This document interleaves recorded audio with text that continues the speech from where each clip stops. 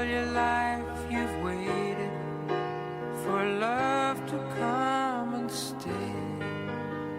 And now that I have found you, you must now slip away. I know it's hard believing the words you've heard before, but darling, you must trust them just once more. 'Cause baby, goodbye doesn't mean forever. Let me tell you, goodbye doesn't mean we'll never be together again. Hey gals and guys, this is Michael Ferrari of Cinema to Meep. Welcome to the very last episode of the Retro Movie Love Podcast. That's right, we've come to the end, my friend. It's been 10 years of doing Retro Movie Love. I started the podcast with my pals Ben Schur and Erik Threlfall. Our first episode was November 2013. So we just celebrated the 10th anniversary last month. And it felt like the right time to bring it to its natural conclusion, the end. Every good thing must come to an end. It was really good for me to talk about movies in this way for so long. I'm very happy and very grateful to every one of you out there who supported the show and encouraged us to keep going, and those who helped on Patreon to keep the lights on. I want to thank you all just from the bottom of my heart, really, because it's been quite a ride.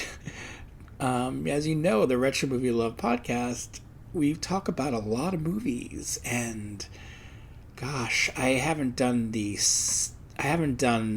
total yet, but it's quite a many hours. Even though there are other podcasts out there who have been doing it for, as long. I don't know if they have as many hours logged in terms of our episode. Lengths are really long for the most part, and we talk about a lot of movies, and so we've covered quite a few films, and we talked a lot about these films over the years, and I loved every minute of it. And I want to thank every one of you out there right off the bat for hanging in there, listening, enjoying, leaving feedback, words of encouragement, whatever it was that you guys did. You kept us going, and I'm so thankful. And here we are at the end, and I felt like I've been promising this episode all year, since I have been doing these wrap-ups, these year-end wrap-ups, and I just wanted to go back to a special year for film for me, a special year in my life, and that was 1993. 30 years ago, so we're celebrating 30 years of 1993, and I just had to felt like, right, okay, this is a good place just to sign off with just talking about movies from 30 years ago that I watched a lot of in the theater or on video. It was a good special time for me. It was the year I turned 18, 1993. I turned 18 in August of 1993, and it was a big summer for me. Certainly a big turning point in my life, and I celebrated a lot of those times, those good, happy times with movies, of course, as I tend to do. So it felt right just to say, okay, let's just go out with that, and why not? And if you hang in later in the show, you'll hear from our co-hosts. They're all sent a little messages to, I guess, get their voice heard, which I really wanted all our co-hosts over the years to be heard. So please listen out for those later in the show. Hang in there if you can. I appreciate that, and you'll get to hear some of the co-hosts and their words. And I don't like to think of this as the end. It is the end technically of the show, but I like to think of it as a new beginning. So who knows what will happen in 2024? But I feel like I know I can't spend too long without talking about movies, and so we'll see where it goes with that in terms of something new. thank you again. I have a glass in my hand and I'm ready to go and talk about the films of 1993. I have a big calendar here of movies to talk about, so let's get right into it. Skip all that mushy stuff. All right, so 1993 film releases January. Off the bat, January 3rd. 2 Amy Fisher movies were released on TV.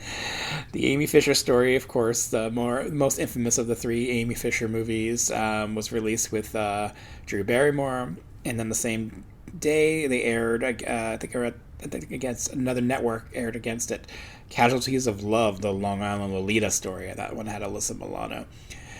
And then a few days prior to these 2 movies, the Amy Fisher's more of her point of view story was aired. So you had 3 Amy Fisher movies within like a span of a week.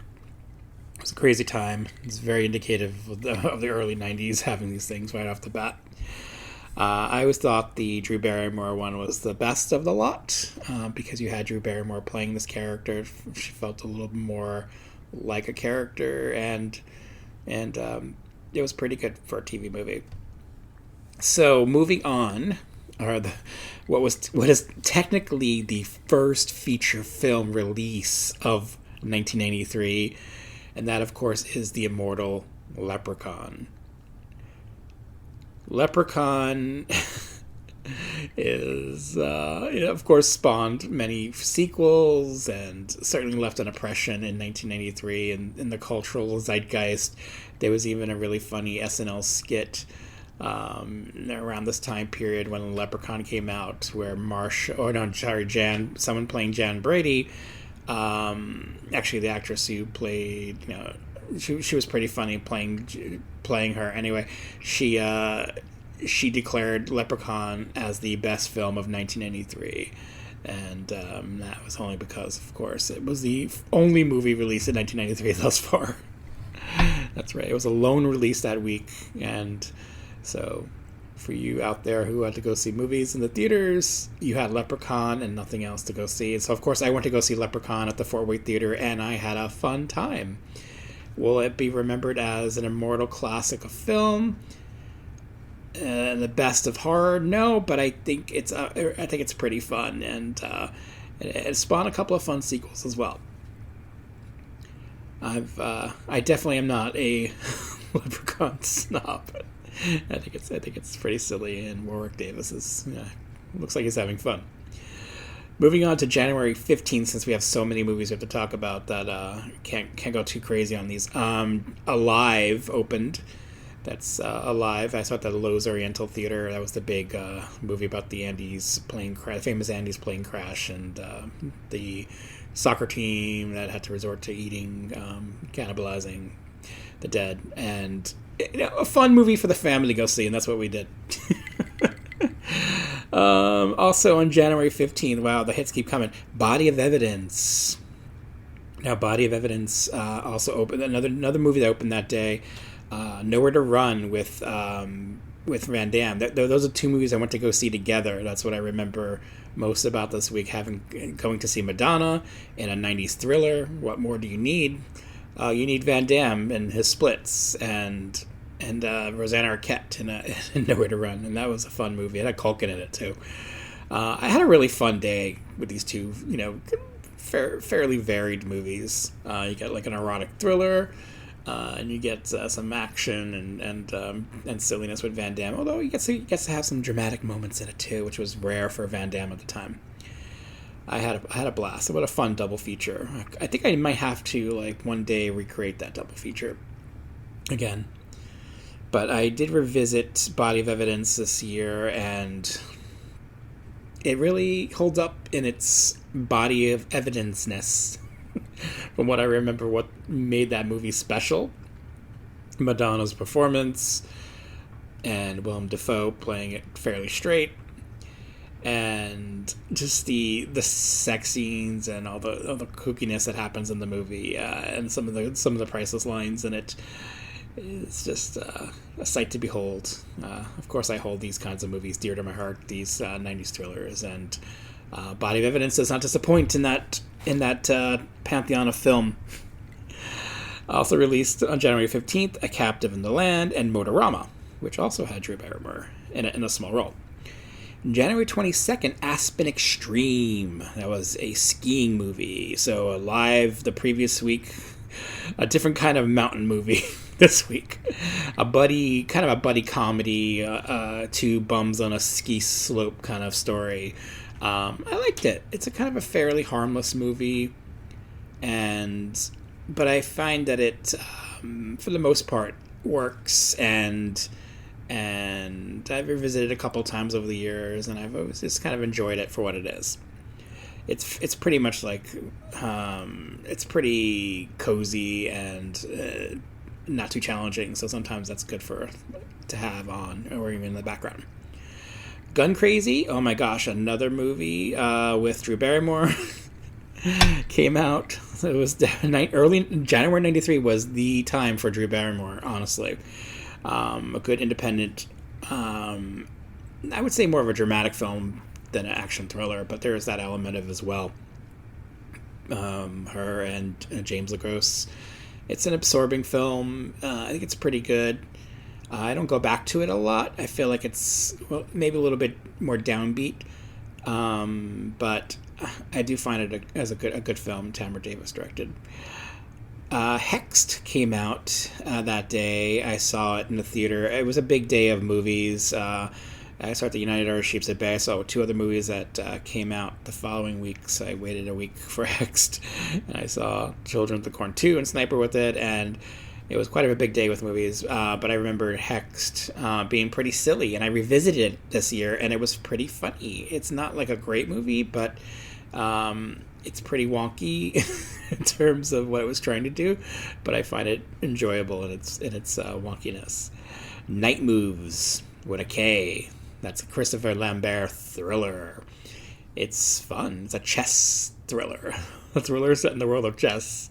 Kind of a serial killer slash thriller, and I like it. It's kind of stylized. It's got Christopher Lambert. It has this kind of a slight cheesy quality, but I enjoy that about it. I like that it's a thriller in the world of chess. It's not many of those.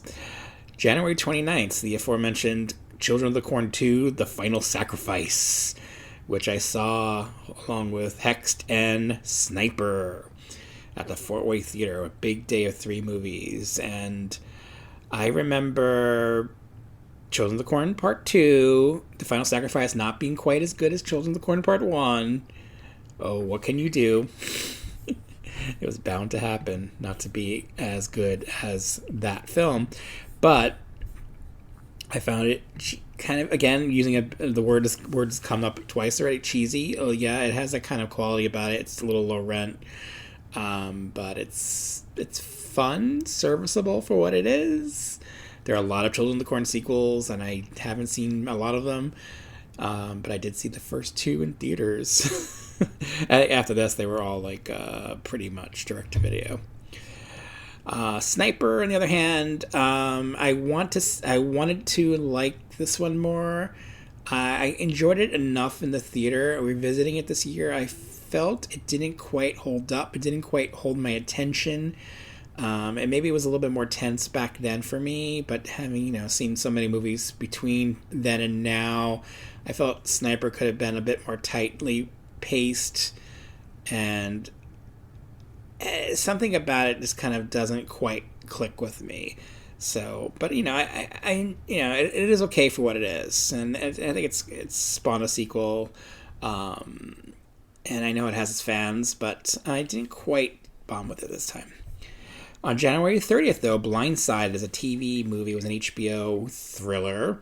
Rutger Hauer and Rebecca De Mornay. I really like that one. That's pretty good. I revisited that one and bought the DVD, and it's a good thriller, good cable thriller. And that's January, guys. We have 11 more months to go. January was pretty light in terms of releases. February. Let's see, we have more movies in February.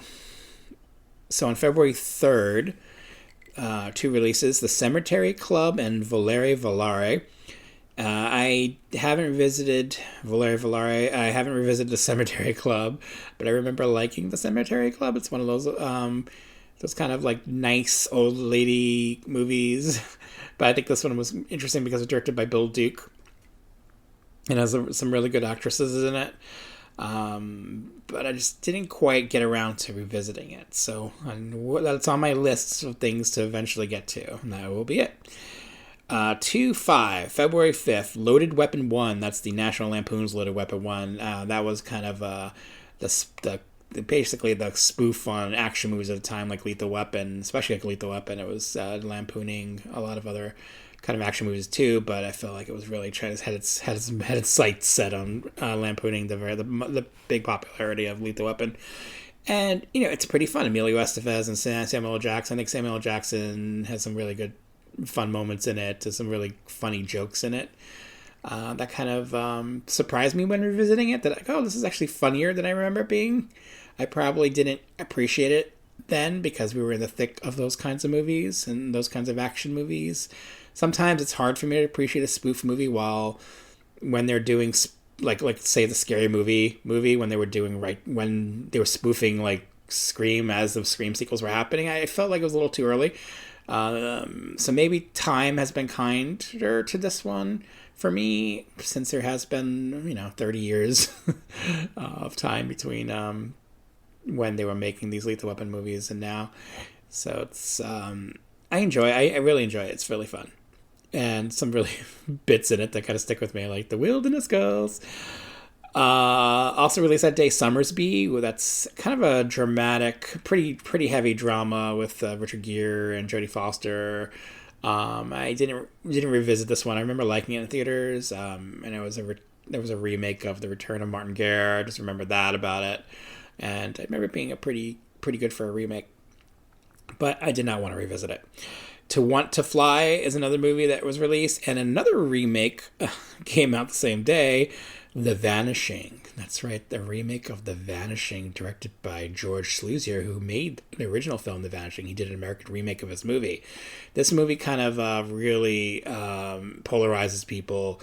It has a lot of detractors because of the ending, especially, where it's very different from the original ending, and that pissed people off. I don't really have a problem with that as much. I feel like even though it's fairly similar to the original film, I feel like this one does go on its own course at some point in this movie, and I felt like that ending was okay for it. I tend to not want totally depressing endings, bleak endings, as much as an older person. I kind of want to see the good guy not lose as much. I mean, I appreciate it certainly when it happens in film, when it feels organic to the film. And I think movies should be bold to make those choices. And I think the original film did that really well. This film, I felt like it was okay for me. And it fits in with the 90s thriller thing that was happening, not to have such a completely dark ending, and I enjoy it. I think it's really well made, and the actors are good. I like Kiefer Sutherland and Nancy Travis especially in the film. It has some good moments that I like a lot. February 9th, Stalking Laura. That was a TV thriller. February 12th, Dead Alive, the infamous Peter Jackson film that was released. I didn't see it in theaters. I eventually saw it on video. And I liked it. I'm not a huge... Okay, this is like a big one. I'm not a huge Peter Jackson guy. That will immediately turn off people. But my favorite movie of his is Heavenly Creatures. I think that's my favorite one of his by far. I like Dead Alive a lot. I thought it was pretty funny and outrageous, but it's not a movie that's not my go-to for his movies. I certainly would buy a Blu-ray if it came out. I know he's been promising a new restoration of a lot of his films, especially Dead Alive is something fans have been clamoring for, and I certainly would buy it and revisit it. And I feel like I would enjoy it more now. But at the time, I liked it, but it wasn't something that I was watching a lot, even though I know fans have been in love with it for 30 years, and I get that. But that day, February 12th, I did go see two great movies in the theater.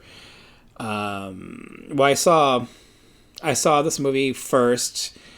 on its own at the theater, at the Fort Worth Theater, Groundhog Day. It was, pretty big movie for that month. That was the anticipated movie probably that month. And of course, having Bill Murray, it's become a classic comedy. And I felt, to me, it really clicked right away, and I loved it immediately. So much so that I went the next week and saw it with another movie, and I'll get to that next movie when we get to the next week. So I went to see it twice, and just because I loved it so much. And, 30 years later, I've been watching it over the years. I tend to try to watch it every Groundhog Day, and I watched it the past couple of Groundhog Days with my kids, and they're really into it as well. So it shows you that it's really become a classic comedy truly a classic comedy, and that kind of spans time and generations, and it's really funny. And Bill Murray, his comedy sometimes is off-putting for me, like kind of that wiseacre kind of quality that he has. Sometimes it doesn't always work for me, but it's done really well here. I think he's fairly sweet in this movie at some point, and it's a real character arc to get to that point, which is nice. I feel like he doesn't often have these character arcs. He's just kind of the same, and here he gets to have that, which is great. Homeward Bound: The Incredible Journey, that Disney movie. Love Field, which I think garnered Michelle Pfeiffer an Oscar nomination. I'm not sure if that was deserved. Honestly, I think it's kind of a mediocre movie. Just putting that out there. Not my favorite. I'm not a big fan of white savior movies, to be honest. And then Strictly Ballroom came out. I saw that. God, what a big week. Strictly Ballroom. I saw that at the Angelica Theater in New York City, and I loved it. Had a great energy about it. And of course, Baz Luhrmann's become, a big director. But certainly with this early movie of his, he really set a tone. The Temp and Untamed Heart came out, and I saw those together as a double feature at the United Artists Sheepshead Bay Theater, and wow, what a day to those two great movies. I immediately love both. I think they're really strong films. Now, that's not something that everyone's going to agree with, because for some, Untamed Heart is maybe too schmaltzy, and The Temp is just like a run-of-the-mill thriller. And I hear you. I could see that, where you're coming from with that. But for me, I immediately bonded with both films and enjoyed them immensely. I felt like the performances of Untamed Heart were really special. I thought Marissa Tomei really was really special and sweet in the film. And Christian Slater got to play a nice guy, which was nice to see. A rare, nice, sweet performance as well. It's kind of a movie that was very unfashionable for its time, for being such a sweet, tender movie at a time when there were like all these like thrillers and all these horror things coming out, and all these other just kind of darker things. The 90s were getting a little bit darker, and here there's a sweet movie about a young man and a young woman who fall in love, and he has some heart issues, and they just kind of find love and deal with those issues. It's a very sweet, tender, simple story, and I think it's quite beautiful. And The Temp is just super fun, and it's a 90s thriller that I just love and watched a lot. I went to go back to the theater twice to see it, I think two times at least, if not three. So I just had a lot of fun just going to see that. 90 minutes of fun. On February 17th, Like Water for Chocolate broke out into the art house scene, and definitely left an impression. And I think it's a good film. I revisited this one this year, and I thought it held up, and certainly I could see where it would leave a mark in that early 90s kind of foreign films, kind of what they call foreign films then, now international films, crossing over to more mainstream audiences, and having movies about food certainly were a big plus for that, and I think it's just well done. Okay, February 19th, Army of Darkness. This is This is the movie I saw again when I saw Groundhog Day for the second time. So I went to see the 4-week theater. I saw Groundhog Day again and Army of Darkness. And wow, Army of Darkness surprised me. I was really ready for it because I was a big fan of Evil Dead 1 and 2 by this point.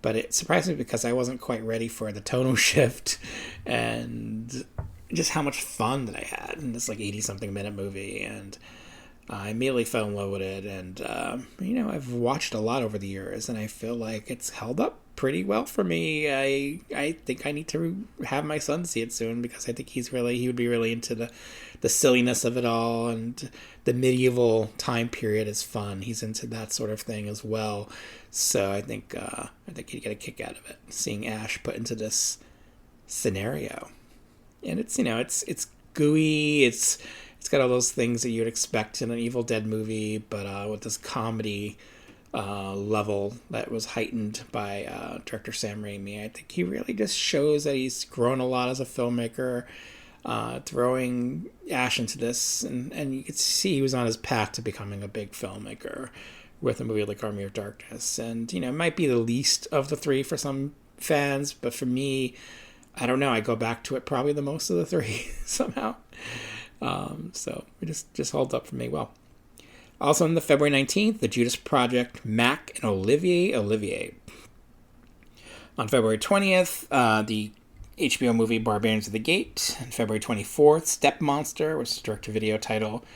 And then on February 26th, El Mariachi, another international release, if you will, that crossed over into mainstream audiences. Of course, Robert Rodriguez's first film, really setting an impression, and of course, a movie that he kind of virtually remade with Desperado, not a couple of years after, but he really just kind of broke out as a real new voice in film with El Mariachi, and I think it's quite good.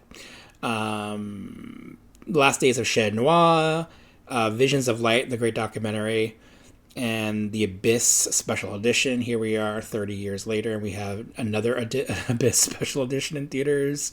But 30 years ago, the first special edition of The Abyss came out, and now we have a new one in a 4K coming soon. The other release that I saw in theaters this week, February 26th, was Falling Down, the Michael Douglas, you would say, thriller about a man who's having a bad day, and it kind of sets him on a course of, you could say, of darkness, if you want. Another movie that might polarize people, or I feel like it definitely has, a lot of people who are fans of it, and I think sets some people off in the wrong way, because it is kind of a strong film and what it's trying to say about racial tensions and all the things that were happening in places like in LA of the early 90s. It was commenting on them, and so I think some of that stuff often gets misconstrued, and this movie was definitely a reaction to the time period, and I don't know if people were quite ready for that in 1983, but I found it to be really intriguing and really well done and well directed by Joel Schumacher. Often accused of having style over substance, but I think he had the right amount of style and a lot of substance, and of course Michael Douglas in the lead helped things a lot with that. Also, that's it. So that's February. Wow. Actually, no, one more title. February 28th, Late Consequence, the kind of Zalman King-like sexy thriller. Well, that's not really a thriller, like an erotic drama. You can call it that. I like those movies. I think some of them are better than others, and I think Late Consequence was good. And then March, heading to spring, we have March 5th, Amos and Andrew, the how would you call this? I guess comedy. I don't remember it being particularly funny, but Nick Cage and Samuel L. Jackson comedy. I saw that at the Marlboro Theater.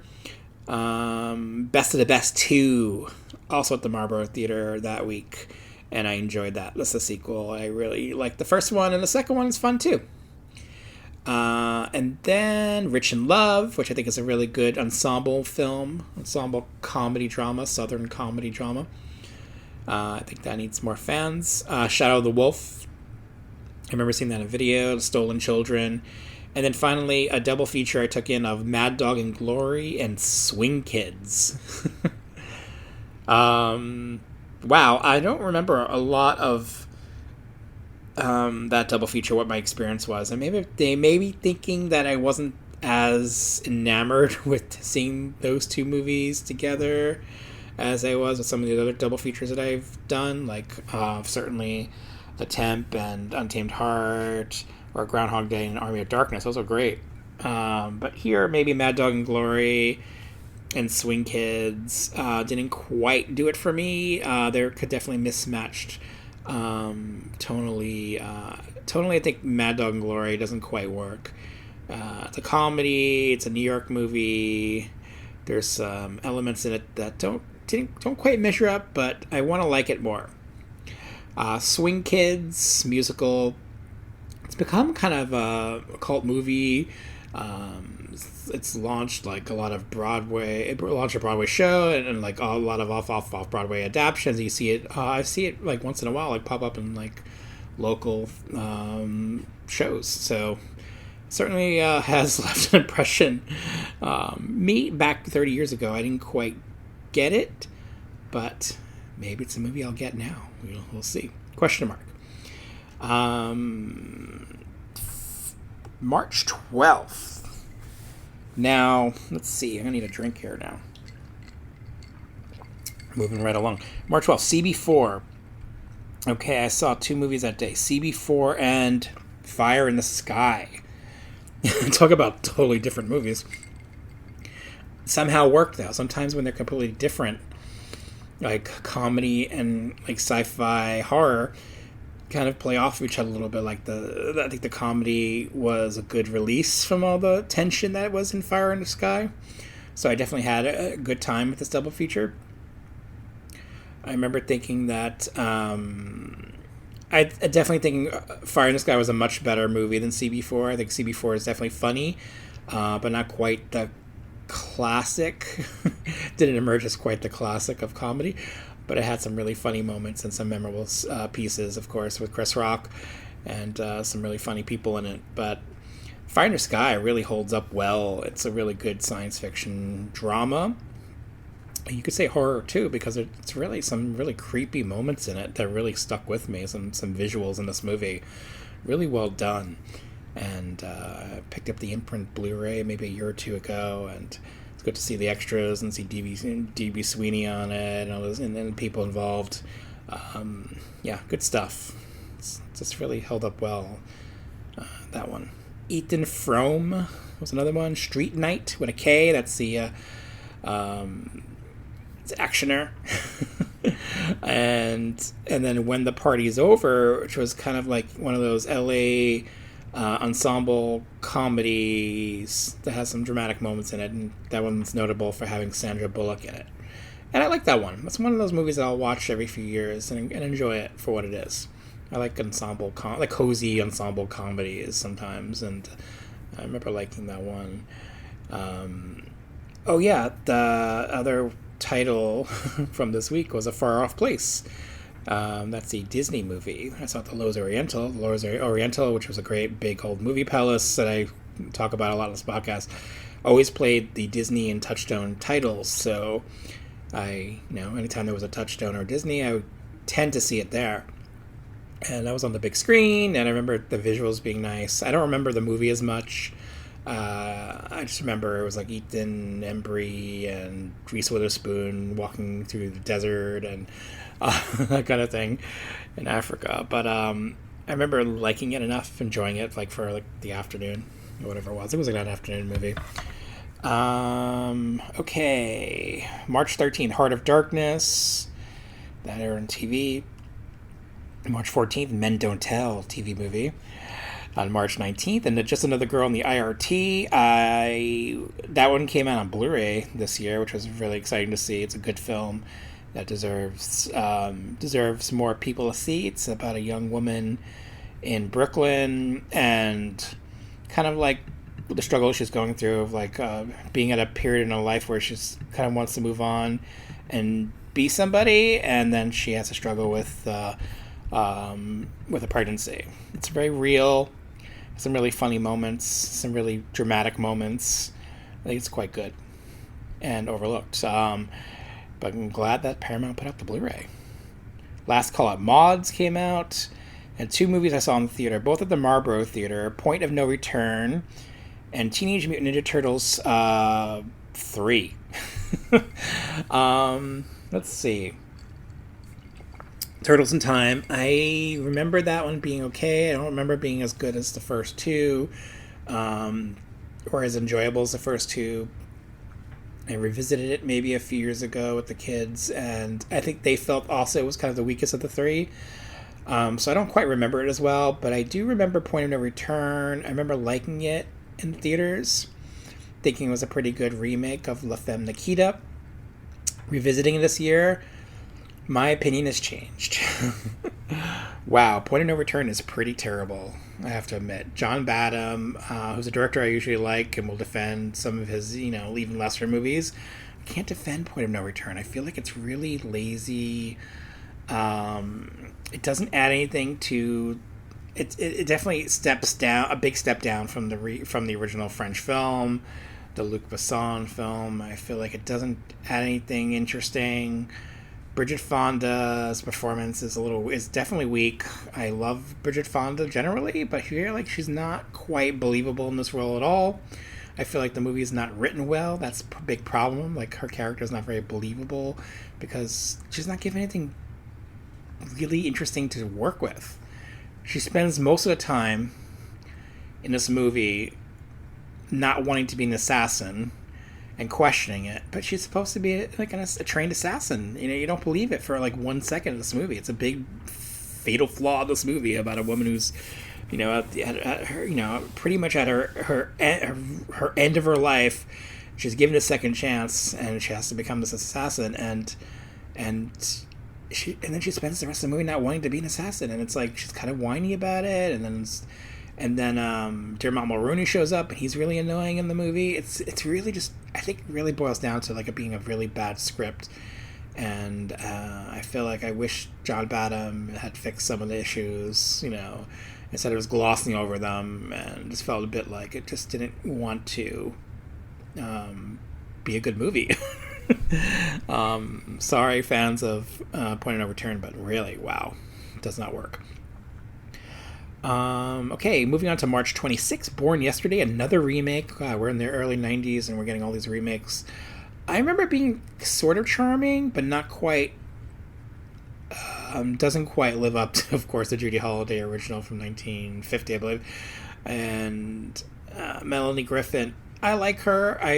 She's been in better movies at this time period, like Milk Money, which I think is a really overlooked comedy that she did in a year for this. I don't think she's quite as good in this one. Don Johnson, of course, is in it. So they're one of their pairings, one of their few films they did together. But I don't know, it just doesn't quite do it for me, this one. I didn't revisit it because of that, because I wasn't that in love with it. So it's been a long time. Maybe it will work better now with fresher eyes and not so much comparison to the original. But unfortunately, that one was the case. I saw it along with another movie, which I'll get into when we get to that. But 50-50 and The Opposite Sex and How to Live with Them, which is kind of a movie that was utterly trashed by critics, but I don't find it to be that bad. And then Watch It, which is another ensemble comedy, mostly about guys being guys movie, and the women who have to deal with that. Some of those movies are annoying, but I thought Watch It is charming enough. And then 2 other movies I saw in theaters. Hear No Evil, which I think is a really good, again, thriller, 90s thriller with Marlee Matlin and D.B. Sweeney, about a woman who witnesses something that she's seen something, or she's a deaf woman, of course, and so that plays a big part in the of course intrigue of the movie. I think it's really entertaining and fun. and needs a little bit more love. I feel like that one time has not as been as kind to. I think the DVD might be out of print, but Hear No Evil, I like it a lot. Married to It, ensemble movie again. This time, married people, of course. Stalker Channing. You had a lot of good people in this movie, and I think it's really just well done. Arthur Hiller directed it. It was one of those Orion movies that sat on a shelf for a couple years because they went bankrupt. Finally got released and dumped at theaters. And to little no fam. I remember being empty in the theater when I went to see it at the Lowe's Oriental Theater, which is sad. But I revisited that one this year, and I thought it held up pretty well. Yes, and again, some good people in that one too. So check it out. Like Jeff Bridges, not Jeff Bridges, Bo Bridges, one of the Bridges. Mary Stuart Masterson, Robert Sean Leonard. Definitely some good people in that one. Okay, and then April 2nd,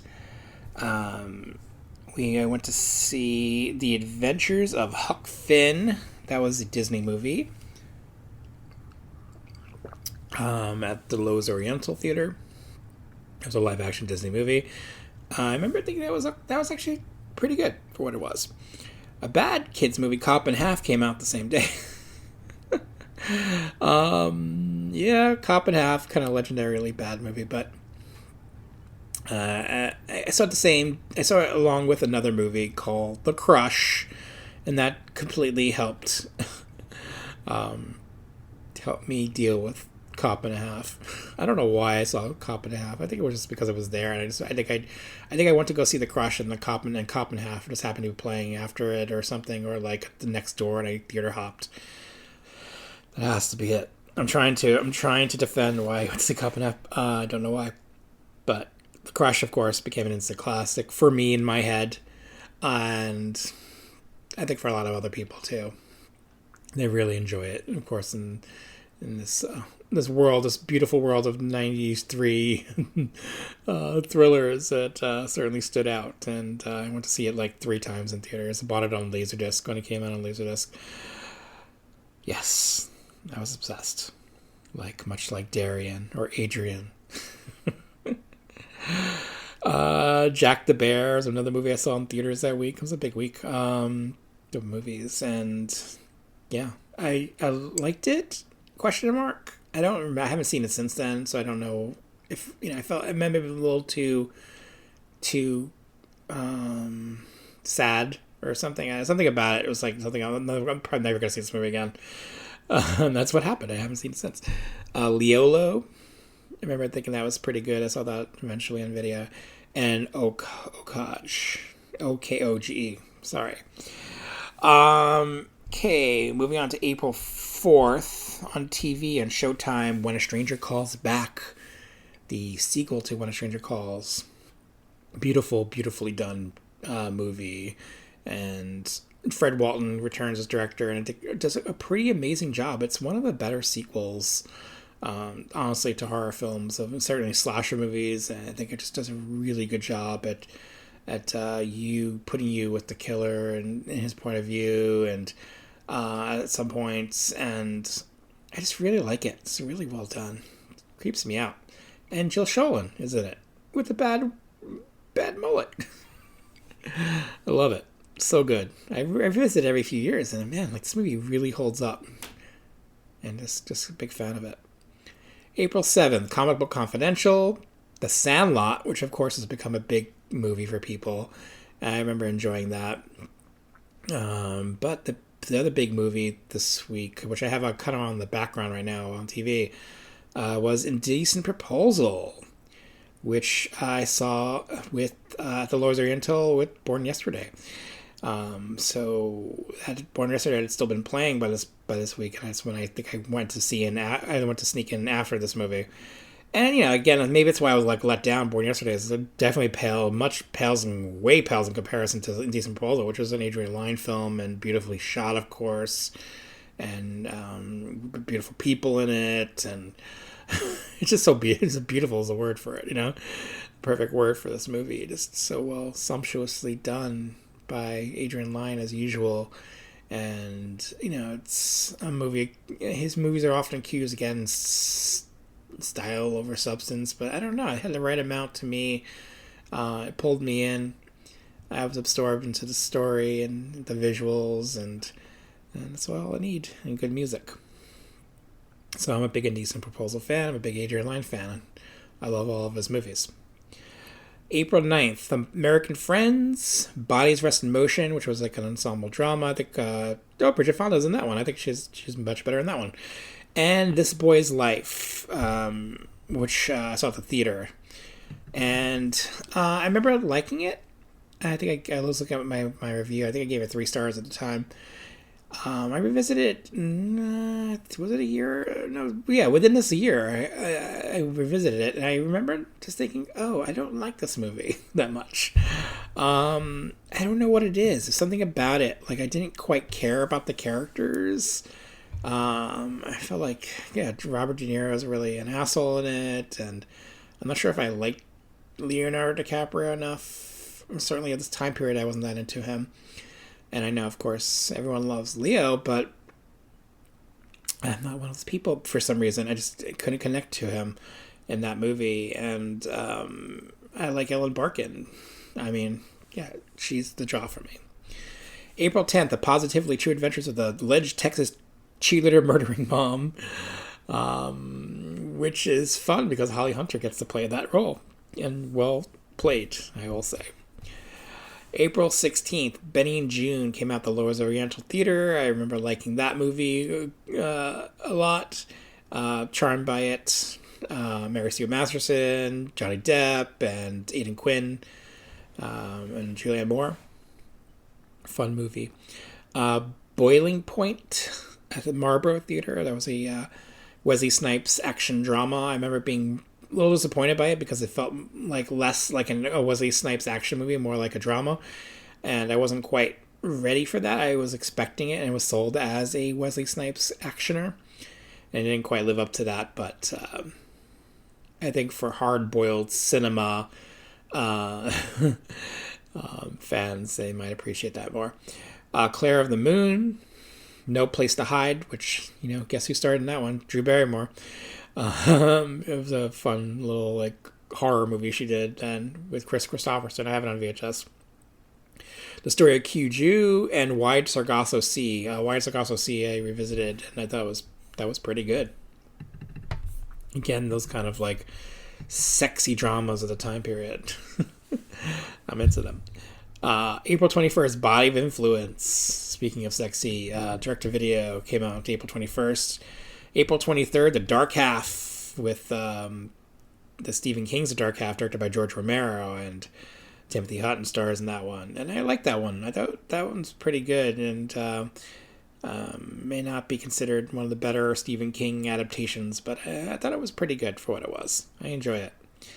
Map of the Human Heart, saw that at the Marlborough Theater. It's one of those movies that kind of came out of nowhere. It kind of crossed over, and it was a Canadian-made film and by Inuits, and I remember thinking that one kind of lasted a bit longer in theaters, like kind of like struck a chord with some people, which was cool.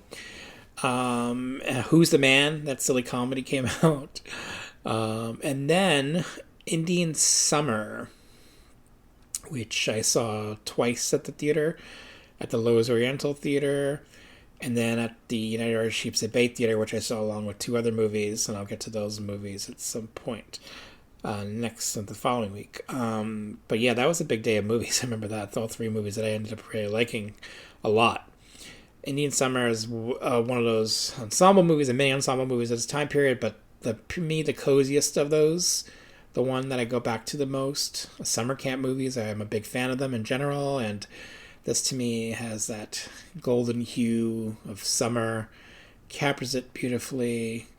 Of course, late summer and Indian Summer, and in Canada, so it has that Canadian feel to it, and great actors are in it. A lot of fun people are in it. Alan Arkin's great in it. Diane Lane, you got Bill Paxton, you have Elizabeth Perkins. She's great in this movie. I think she's really funny in it. So a lot of good people in it, and just Sam Raimi pops up in this movie, for goodness sake. So yeah, it's definitely a favorite for me. And so I can see why I go back to it a lot. April 30th, Blood In, Blood Out, Bound by Honor. I like that one. Good one. The Night We Never Met. I'm sorry, I have to be brief with some of these because there's so many movies. I think that's pretty one of those kind of roommate comedies that Miramax did, and I picked up the DVD. I hadn't seen it in a long time. I remember thinking, oh yeah, this is pleasant enough.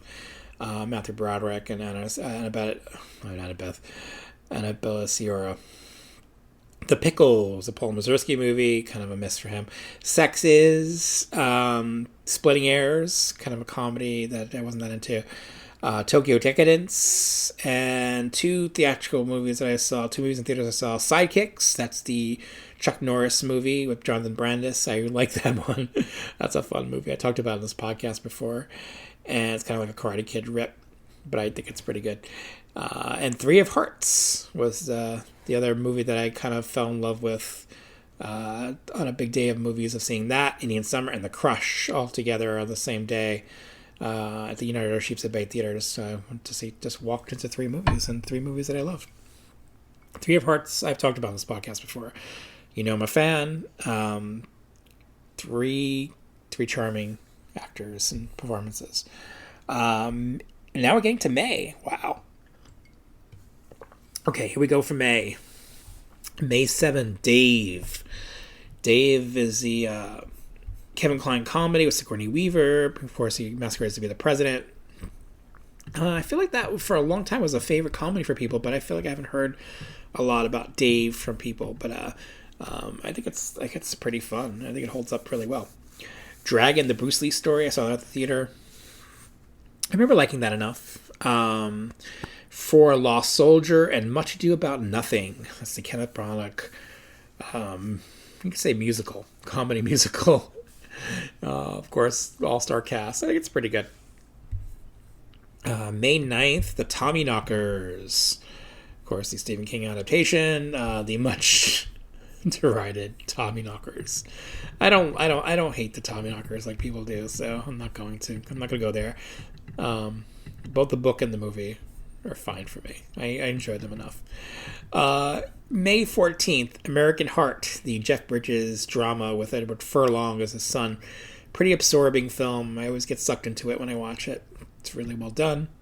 Excess of Force, actioner. I think it's pretty good. Joey Breaker, kind of an indie comedy about the world of managers or just people who represent other people in the film business. And Lost in Yonkers, Martha Coolidge's film, which I think was pretty good. I like that one. And Posse. I don't remember Posse too well, but I remember when it came out. Let's see, moving on to May 21st, Carnosaur. So, of course, Roger Corman being Roger Corman, he had to get new Jurassic Park was coming, so he got Carnosaur out before Jurassic Park came out. Clever girl he is. Hot Shots Part 2 came out in theaters at the Marlboro Theater. Of course, I went to go see it. Is it as good as the first one? I don't know. I mean, I'd have to revisit Hot Shots Part 2. I revisited Hot Shots Part 1 this year with the kids, and they enjoy that. So let's go watch Part 2. Nemesis. That's spawned a few sequels. It's fun. And Sophie, and then finally Sliver was the other big movie that week. Sliver. Me and Sliver. We go way back. We're big fan of Sliver. Release the volcano cut, please. May 20th, Lush Life on TV. May 22nd, Scam. May 26th, Bloodstone Subspecies 2, direct-to-video. And Menace to Society, which is a really good film that I didn't see until home video and remember being really impressed by it. May 28th, I'll skip. I mean, there are the two movies, Happily Ever After and The Long Day Closes, and then the three movies that came out that week that I saw in theaters. Cliffhanger, which, of course, is the Sylvester Stallone mountain climbing movie. really good movie, of course. Rennie Carlin. Made in America. So I saw 2 movies this day at the United States of Bay. Made in America and Super Mario Brothers. 2 very different movies. And I ended up enjoying both, but for very different reasons. Obviously, Super Mario Brothers is pretty bonkers kind of movie. It's a little incomprehensible kind of movie, like overstuffed and weirdly doesn't seem to care about the video game at all that it's based on. I revisited this one this year with my kids, and they just didn't know what to make of it, of course, because this year, of course, we had the big Super Mario Brothers animated movie that every kid loves. I thought it was pretty mediocre. Here, the live-action movie with Bob Hoskins and John Leguizamo and Dennis Hopper it's pretty out there. It's pretty bonkers. So to me, it's a better film of the 2, of the that and the animated movie from this year, because at least it tries to be something different, something that stands out. Made in America, though, is a really good Whoopi Goldberg Ted Danson comedy that I feel like needs more love, because I think it's really has a lot to say about race in a fun way, and I feel like every time I watch it, I'm totally charmed by it. And I really like the pairing of Whoopi Goldberg and Ted Danson. I think they really had some real chemistry. And I know that carried over into real life for them. They had a bit of a romance, but yeah, you can really sense the chemistry between the 2. It's there. Okay, going into June, guys. On June 2nd, Voyage. It was on TV, cable movie with Rutger Hauer and some good people in it, and it's a good one. It's a pretty good thriller. I picked up the VHS of that this year, so I'm glad I'm like some of these thrillers like that kind of slipped under the radar. I feel like I'm glad I'm going back to some of them and watching them on a video or whatever. So it's kind of fun for me. I don't know if it's streaming anywhere, but it's one of those like Fox VHS tapes, so I don't know if that's qualifies it for being kind of lost in time, but who knows? Hopefully not. Okay, June 4th. A Heart in Winter. Un Koya and Heather. Oh god, I just butchered that. Life with Mikey, which is kind of a mediocre Michael J. Fox comedy. I tried revisiting that this year. I just not find it amusing. The Music of Chance, which is a weird movie with Mandy Patinkin and James Spader. I like revisiting that one. It's an odd movie, but I like that about it.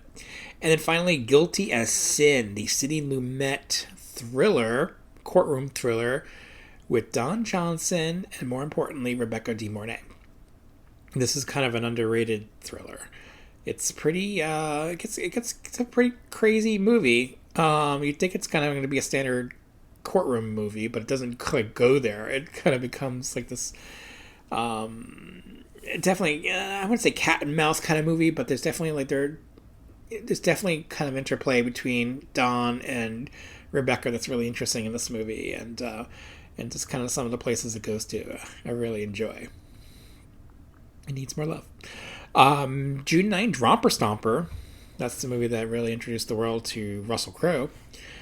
And What's Love Got to Do with It, which was, of course, the Tina Turner movie, her bio movie.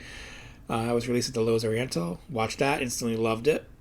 I think the filmmaking's good. The music's amazing. I think really Angela Bassett as Tina Turner is the movie, and I think she's so good in the movie, and deserved possibly the Oscar that year, but didn't get it, sadly. June 11th, Equinox, kind of a weird not Alan Parker, but Alan Rudolph movie, and I think it's pretty out there, but I like it. Once Upon a Forest, animated film, and Orlando, which is a really interesting Sally Potter film. I think it's really good, and of course a little movie, slightly bigger budget than Orlando. Doesn't star Tilda Swinton. Jurassic Park was released this day, and of course anything else released against it had no chance. Jurassic Park, we know what that one is. To me, I'm going to throw this out there, the only good Jurassic Park movie I mean, I'm not saying that the others aren't good. I mean, Jurassic Park is the only Jurassic Park movie for me. Put it that way. There are elements of the second one that I like, but I don't really go back to that movie at all. There's elements of the third one that I like, and then the other ones, no thanks. Okay, June 18th, Hard Boiled finally landed on screens in America. John Woo's actioner, and boy oh boy, is it quite a movie! What a great film! It's a movie that inspired quite a few other movies since then.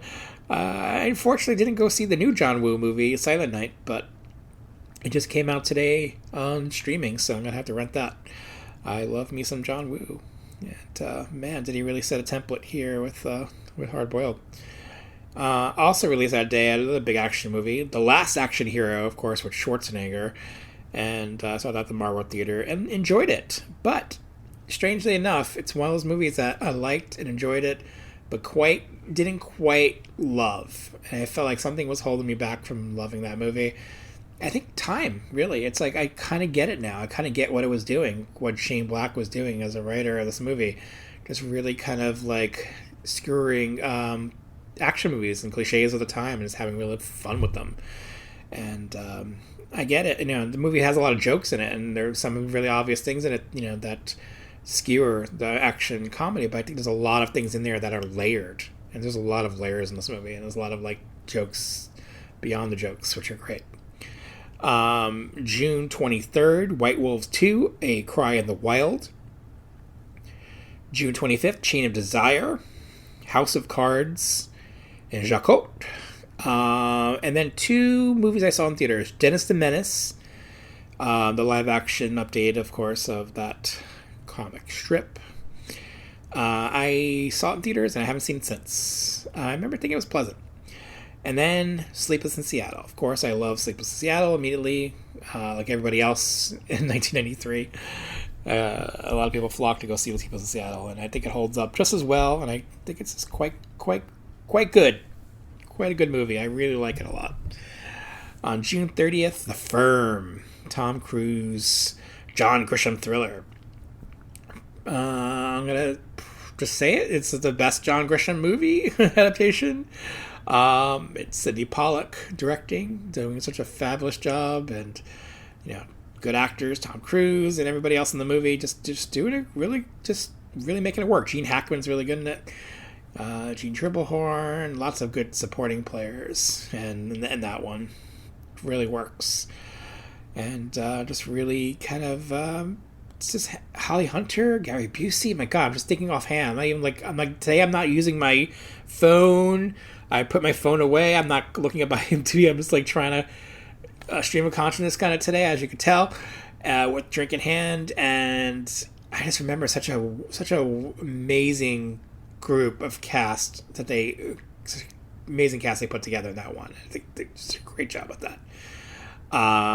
July 2nd, Son-in-Law, the Pauly Shore comedy. We just revisited that for Thanksgiving, kind of Thanksgiving movie with the family, and they really enjoyed it. July 5th, 1201, aired on cable, and that's an underrated, kind of a Twilight Zone-esque movie. I urge you all to check out 1201, like the time 1201 in the numerals. It's really worth seeking out. It's a really good like kind of science fiction thriller, and it's charming. It's got Helen Slater and Jonathan Silverman in it. July 7th, Maniac Cop 3: Badge of Silence. I'm not a big Maniac Cop fan, but maybe I just need to one day just go through all three of those movies and like say, okay, so today's a day I'm going to watch all three back to back and see if that makes it better for me. Rookie of the Year I did see in theaters, though. That's the charming baseball comedy, and that's a movie that I've watched with my kids a couple of times, and they really like it. It's just like kind of like something about that one, just much more than The Sandlot for them. They much prefer it to The Sandlot. I think that's it's often compared to that one because they came out at the same time, pretty much the same year. I don't know, something about it, just because it's pretty silly and goofy, and the kids just having fun, and it's kind of what you want to see in a kids movie, right? July 9th, two movies I saw in theaters came out, and I enjoyed them both for different reasons. Firstly, in The Line of Fire, the Clint Eastwood starring thriller. Of course, Wolfgang Peterson directed that one, and yeah, it's such a good movie. It's so well made and so well done, and Clint Eastwood gets to act, and just I don't know. He just seems to be just enjoying it, and just has a real character, which is nice, and just rather than a sketch of a character. He made this movie, like, he did this movie after a year after Unforgiven, which I loved in '92, but I think he does a really good job as an actor in this one, and I just think it's a really good film. Weekend at Bernie's 2. I saw with another movie that's coming up, and I enjoyed that movie. I enjoyed Weekend at Bernie's 2. I think it was pretty silly, of course, but it's goofy in the right amount, right amount of goofy for me. July 16th, Benefit of the Doubt, thriller, which I revisited, and that was okay. Free Willy, which of course was a big family movie for the summer, at the Marlboro Theater. Opened against another family movie, Hocus Pocus, which I saw at the Loews Oriental and did not like that much. I know Hocus Pocus has a lot of fans, and but for some reason that movie did not connect with me. I was turning 18 that summer, so maybe that's part of it. But I think I enjoyed Free Willy much more. Controversial? Yes, maybe. I don't know. Road Scholar also came out July 16th. And July 18th, Chantilly Lace was a TV cable movie. I like that ensemble comedy. July 21st, Boy Shorts, The New Queer Cinema. And From Hollywood to Hanoi, so 2 documentaries. And then July 23rd, we had Amongst Friends, Poetic Justice, which I revisited this year and really liked it. It's a movie I didn't quite... I wouldn't say I disliked in '93. I liked it, but I didn't quite land as well with me. Now I get it, and I really like it. I think Janet Jackson's really good in that movie, actually, and funny. And it has the right amount of drama in it, too. Another Stakeout came out. So another kind of like what people call mediocre sequels of this month, with Weekend at Bernie's 2 and then this. And it is a mediocre sequel. It's not quite as good as the first movie. It feels a bit bloated. It doesn't quite land. The comedy doesn't land. The action's a bit but I enjoyed it enough. I saw it at the UA Sheepshead Bay Theater with Coneheads.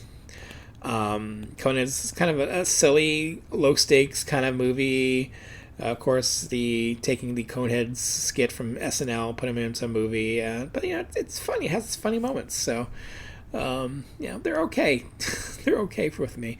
I'm just not going to go back and revisit them a lot, but they're okay.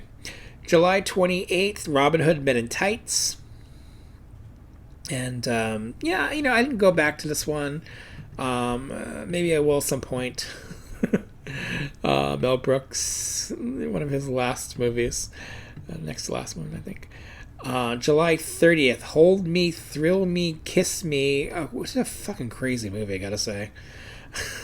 I don't know, just check that one out. It's pretty bonkers.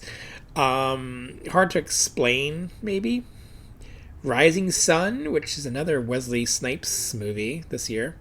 Sorry, the Marlboro Theater. This is definitely more action. He gets to pair him along with Sean Connery. Philip Kaufman directed it. It's kind of I don't know. I feel like it should be a better movie considering it's Philip Kaufman and those two, but I enjoy it enough. Tom and Jerry, the movie, came out, and Wishman, and finally a movie I saw along with Weekend at Bernie's 2 at the Alpine Theater. So I Married an Ex-Murderer. Completely surprised me. I really, really found it to be really funny. I didn't think Mike Myers would follow up Wayne's World with another really funny comedy, but he did. And I think it's one of those movies that I kind of go back to once in a while and just find to be really funny and just kind of stays with me. Maybe because it is kind of lampooning a bit of the 90s thriller thing at the time, right in the middle of it, but doing it in a kind of the right way. It's kind of a sneaky way, and it's definitely more emphasis on comedy, and the thriller aspect doesn't really happen until really late in the movie. But I think that's kind of funny about it. I don't know.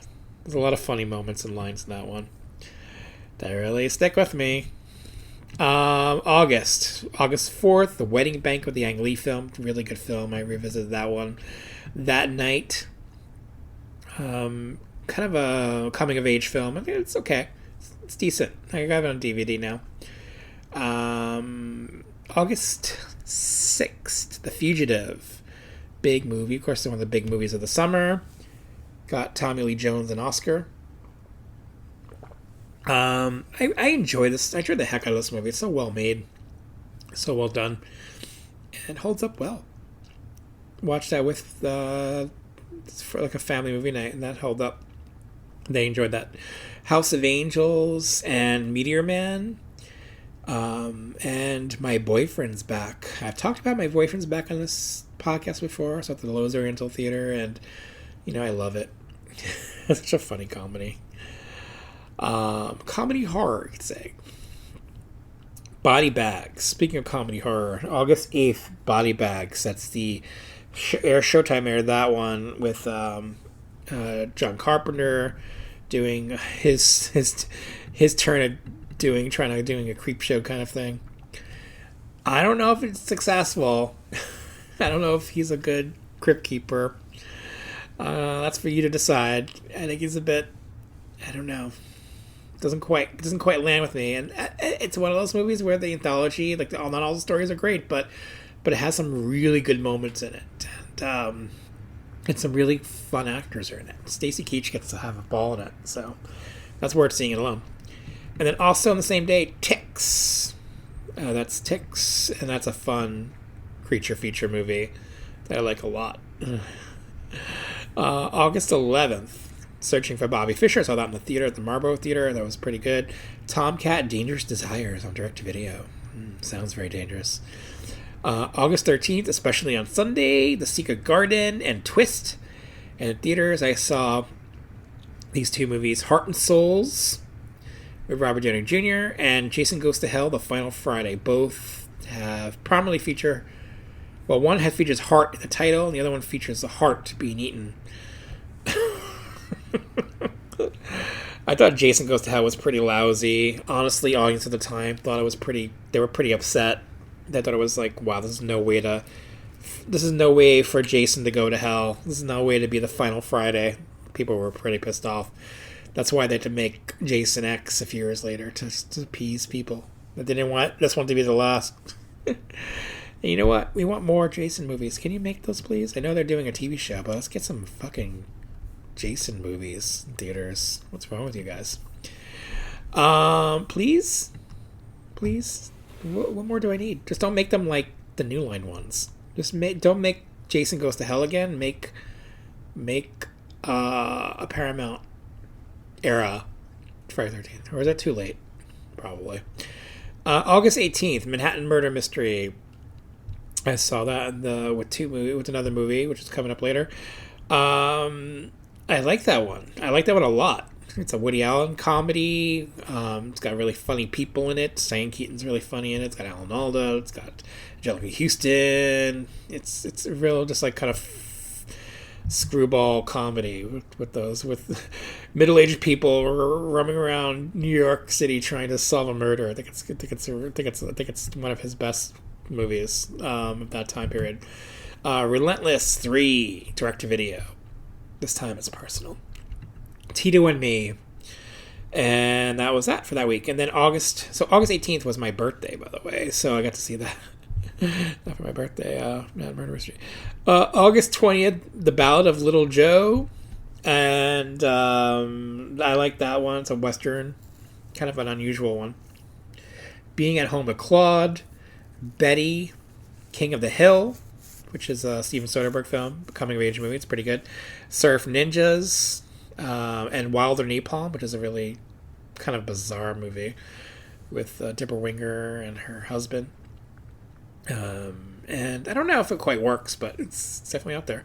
And then finally Hard Target, which of course is the John Woo film. So you got Hard Boiled finally in theaters, or at least in New York City and LA and some other smaller markets.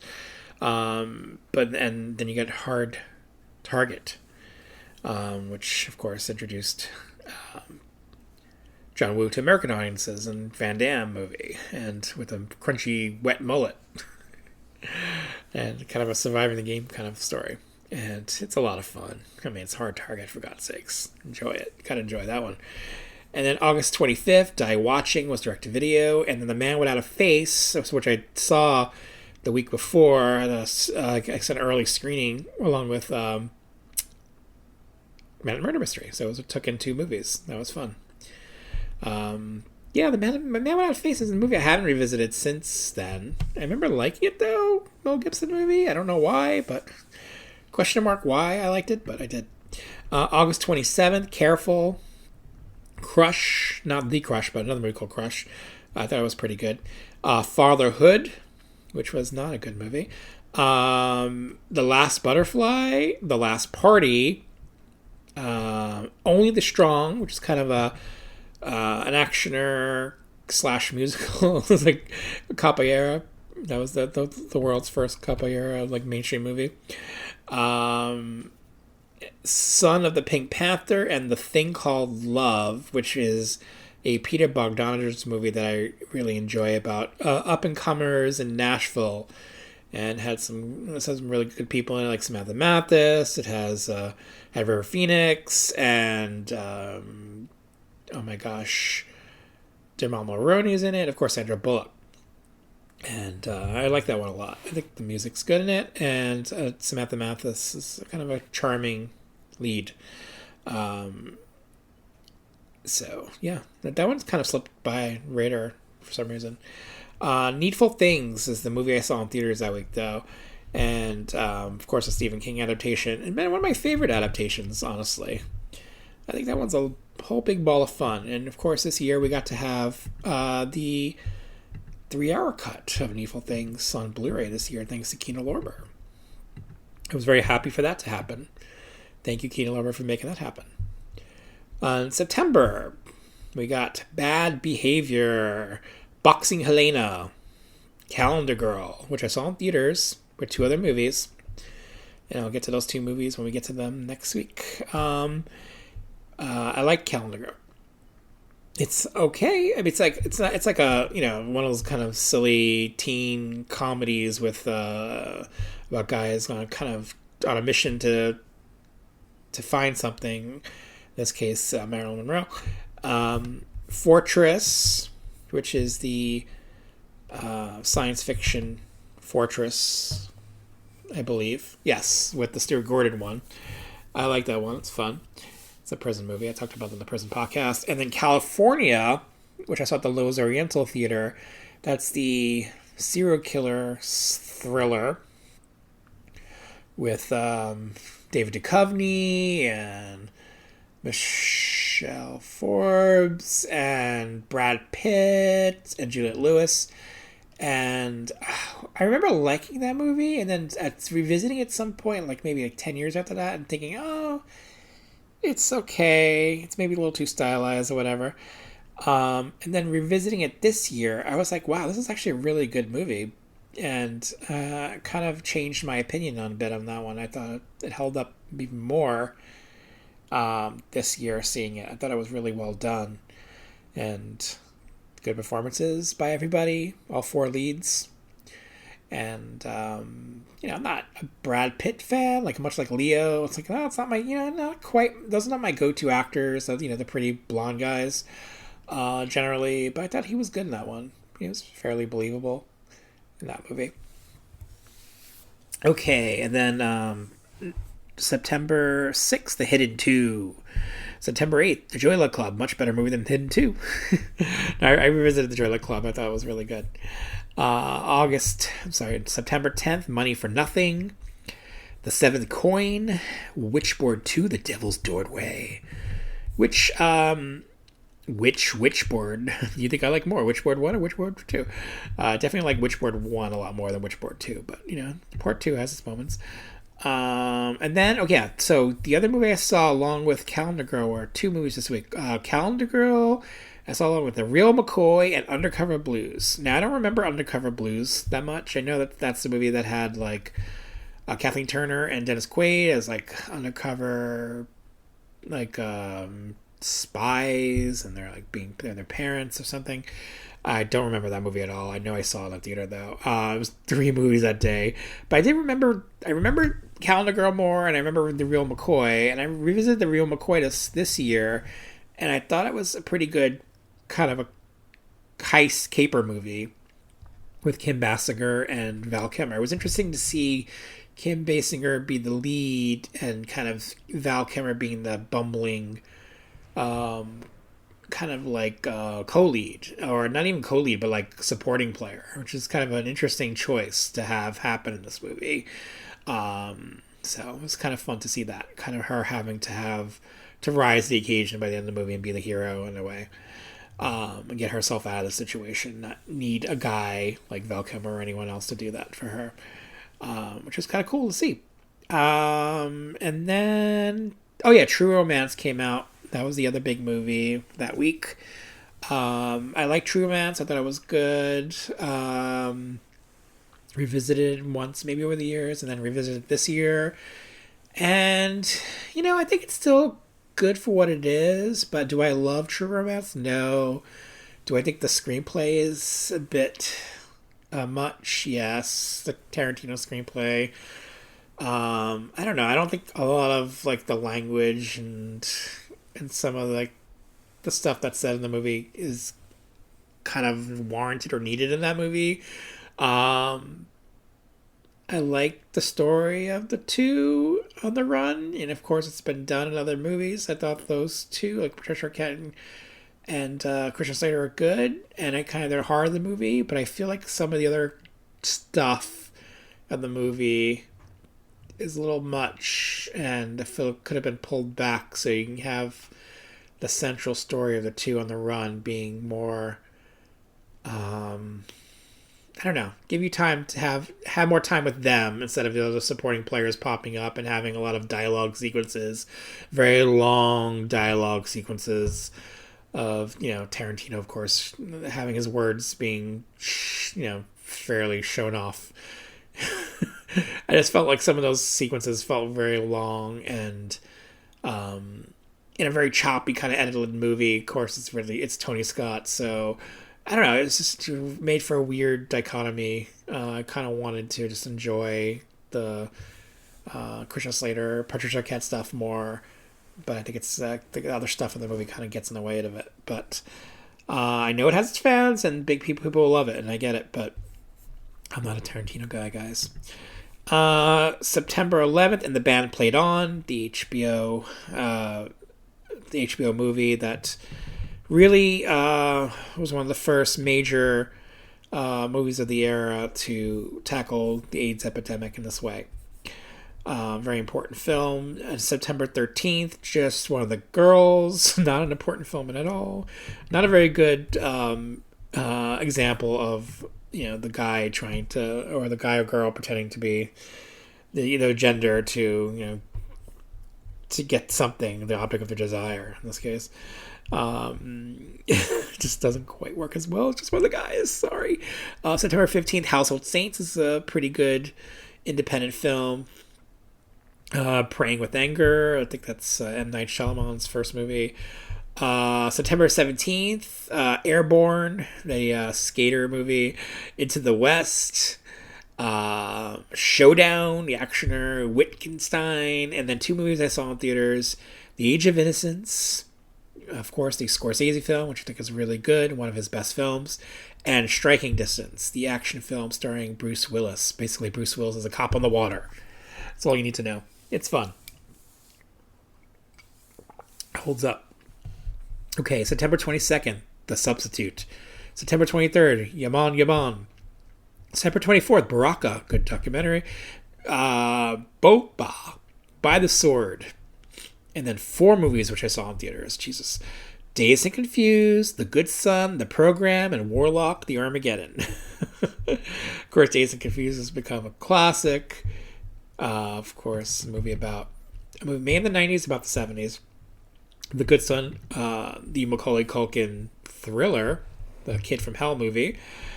Love that. The Program is a mediocre sports drama. I revisited that and didn't quite like it. Just didn't really think it had a point of view about what it was trying to say about sports and doping and all that stuff. Didn't quite work in that movie. I feel like the movie didn't really lean into it in the right way. Yeah, it has some really contrary information in that movie about that stuff.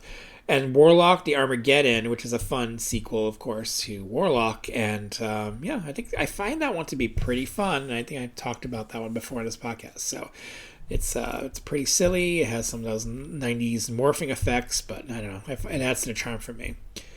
So clearly, Dazed and Confused was the winner that week, but The Good Son is really good, man. It's a really good, entertaining From Hell movie, and The Warlock is a really fun sequel. So 3 out of 4 ain't bad.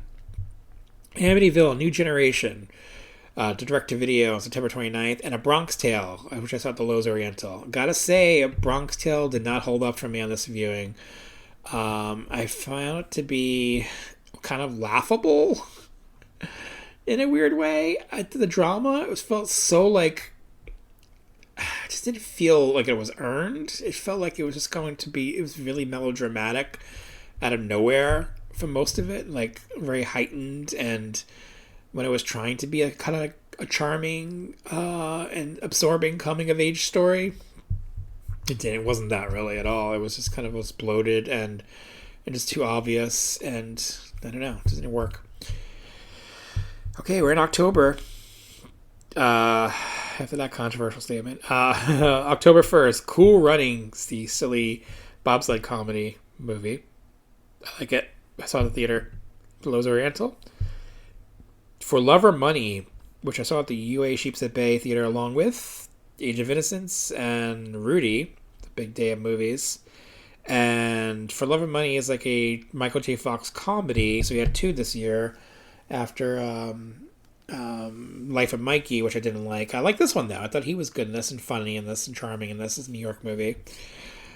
Freaked, the cult comedy, which I haven't seen in a long time. Alex Winter directed.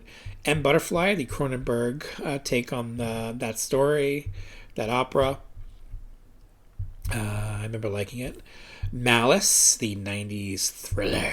90s thriller. So many thrillers. Malice is a fun one, gotta say. Nicole Kidman, Bill Pullman, Alec Baldwin. Yeah, it's a lot of fun. It's some really fun twists and turns in that one.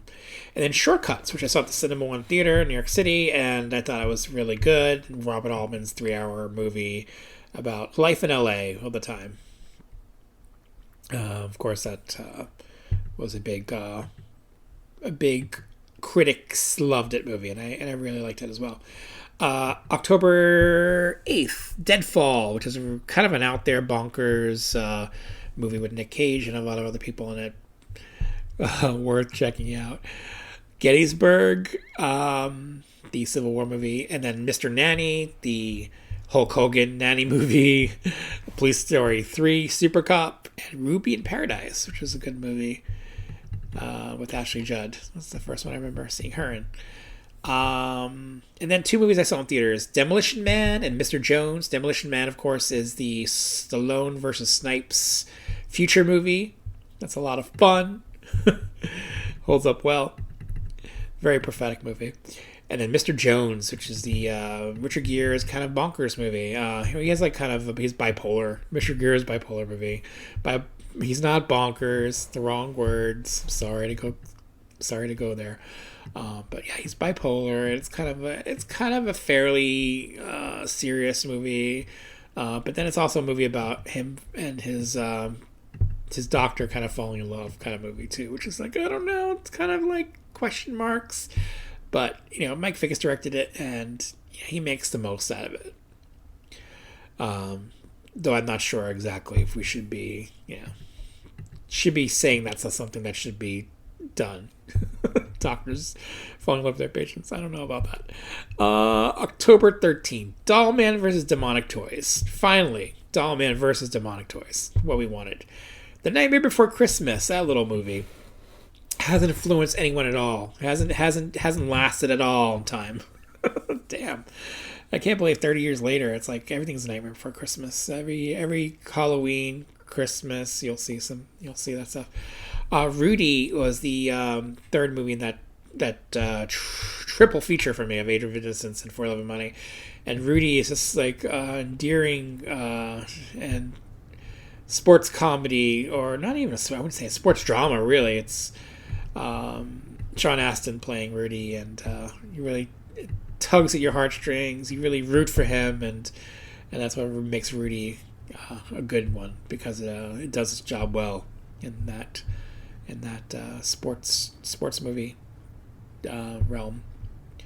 October 15th, The Beverly Hillbillies. I saw with another movie that day called Mr. Wonderful, which I immediately fell in love with. I thought it was a really sweet and romantic comedy with Annabella Sciorra and Matt Dillon. New York movie. I don't know, I kind of bonded with that movie because I felt like it was a New York, Brooklyn, New Yorker kind of movie that you didn't see too often, like in the big Hollywood movie kind of way.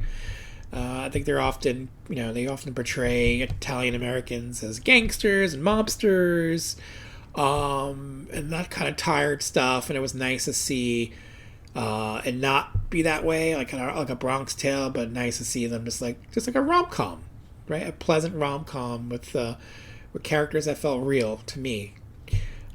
So I immediately fell in love with that one. Black Diamond Rush came out October 15th. Farewell, My Concubine, which is a really good film. Inside Monkey Zetterlund, another one of those ensemble comedies. It's All True, the Orson Welles thing, and one more, Judgment Night. That's good thriller chase movie. That came out that day too. I really enjoyed that. I thought, of course, that was one of those movies where the soundtrack was so big that time period. It was bigger than the movie. It's a lot of fun.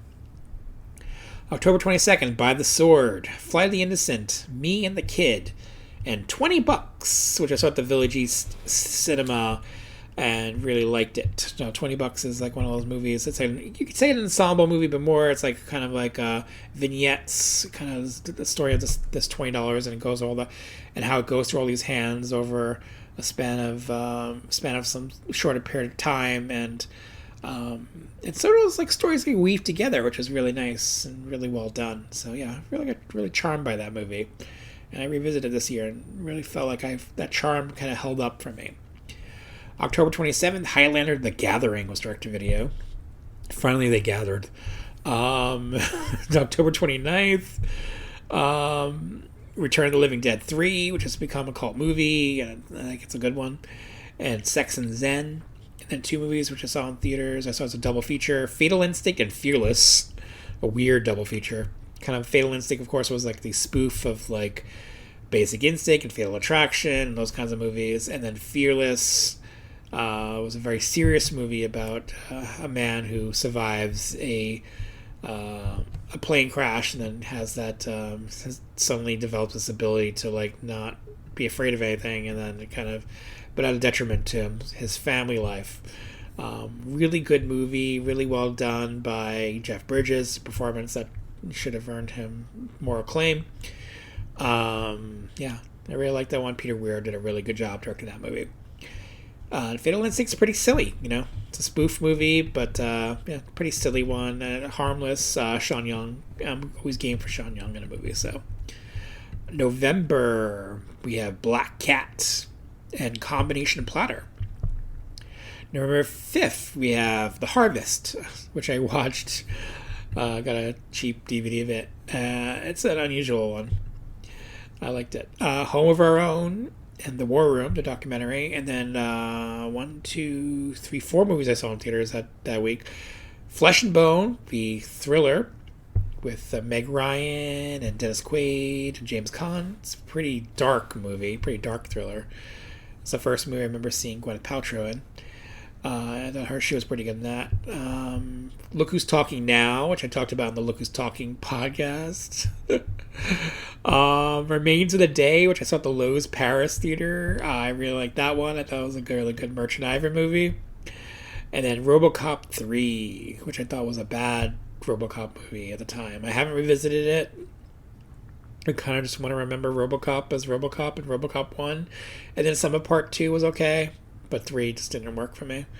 Maybe it's better now. I don't know. Question mark, but I don't know if I want to know. November 8th, Psycho Cop Returns was direct-to-video. November 10th, The Silent Touch, and then 2 movies I saw in theaters, Carlito's Way and The Piano. Carlito's Way was the De Palma kind of reteaming with Al Pacino movie, and I thought it was good. I thought it was really good. Sorry, drinking more. Has some really good set pieces in it. Really well done. Yeah, I really like that one. I think that one kind of deserves whatever acclaim it's gotten since over the time, and yeah, I think he did a really good job with that movie. I like Al Pacino in that movie. And The Piano, of course, the Jane Campion movie. I think it's really good. I saw it at the Angelica Theater, and it's always holds up for me. And of course, Holly Hunter won her Oscar for that movie, and deservedly so. Yeah, I think it's really good. March 12th, Caro Diario, Ernest Rides Again, The Philadelphia Experiment 2. Wow. And then 2 movies and then Wicked City is the last one there. And then 2 movies I saw in theaters that week. My Life and The Three Musketeers, 2 different movies. I saw these separately. I saw My Life at the Baronet Theater in New York City. It's the Michael Keaton is pretty much dying movie, and pretty sad, pulls at your heartstrings kind of movie. Nicole Kidman plays his wife. And The Three Musketeers is, of course, the Disney movie. I revisited that one this year, too, and I remember thinking it was just okay. I saw this as a double feature with another movie coming up. But I thought the other 2 was a much lesser movie for me. The other movie was Addams Family Values, of course. Now that you know that, you could definitely tell why that would be. You would view it as a much lesser movie. But viewing it by itself this year, I'm like, hey, this is actually fairly entertaining for what it is. It's it's not boring. It moves by pretty quickly. It's fairly silly at parts, but I like it for what it is. I watched it on Disney Plus, whatever, recently, or like a couple months ago. November 17th, Brain Smasher, A Love Story, and then Ed and His Dead Mother. It's kind of a weird one with Steve Buscemi. March 19th, Addams Family Values, which I just mentioned. I saw along with Three Musketeers. I mean, what's to say? I talked about Addams Family Values on a podcast. I loved it, and I think it's the superior movie of the 2 Addams Family live-action movies that were in theaters in the 90s, and just so endlessly quotable for me. So many really memorable scenes in it. Love it. Dangerous Game, the Abel Ferrara film with Madonna and a few other people. I don't know. It's kind of like a polarizing movie. I love it and hate it at the same time kind of movie. Let's leave it at that. And then The Saint of Fort Washington. And the other movie I saw in theaters this week, Man's Best Friend, the killer dog movie with Ali Sheedy. A lot of fun. Saw at the Kingsway Theater. I think I've never seen that one in the theater twice because I really enjoyed it so much. And I had a blast with that one. And of course, I revisit that one a lot over the years because I think it just holds up. It's just pretty silly and fun.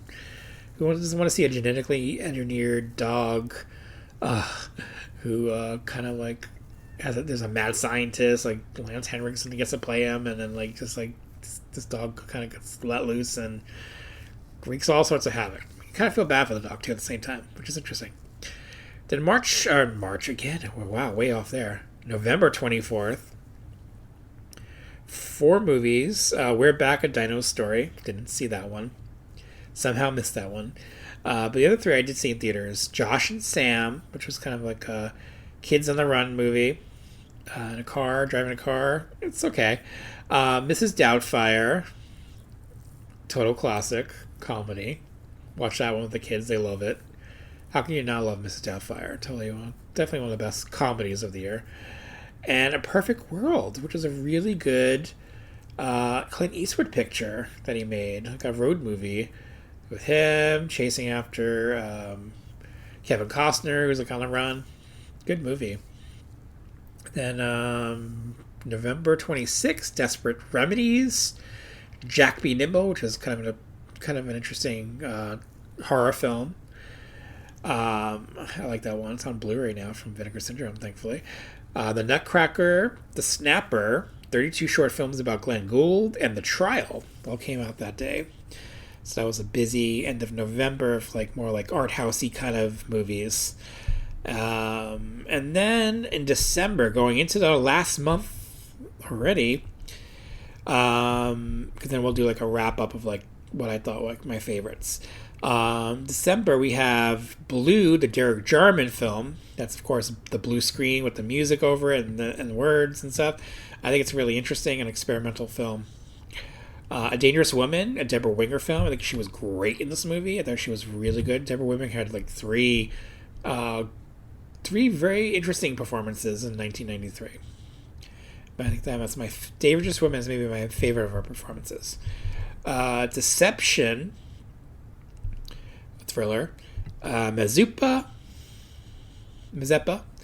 Rescue Me. I think that was an action kind of an action movie with the guy from American Ninja, Dudikoff. Then December 5th, The Heroic Trio, that fun Hong Kong movie. Love, Cheat, and Steal, which is kind of a weird cable thriller that I liked, with John Lithgow and like Eric Roberts. And then the Three Colors movie, the first of the three, came out in 93, which is of course Blue. So it was Blue, and Red and White came out the following year. Blue's really good. Blue's my favorite of the three. Blue makes me sad. Blue makes me happy. Blue's wonderful. All right, December 8th, 6 Degrees of Separation, which I saw at the Coronet Theater in New York City. I thought that was really good. Holds up really well for me. I revisited it this year. Just good performances, and you just get sucked into it. December 10th, Bank Robber. I drank way too much, I think. Might not drink some more.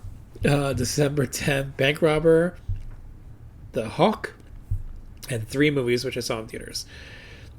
First was Geronimo, which I saw as a double feature with another movie coming up. And then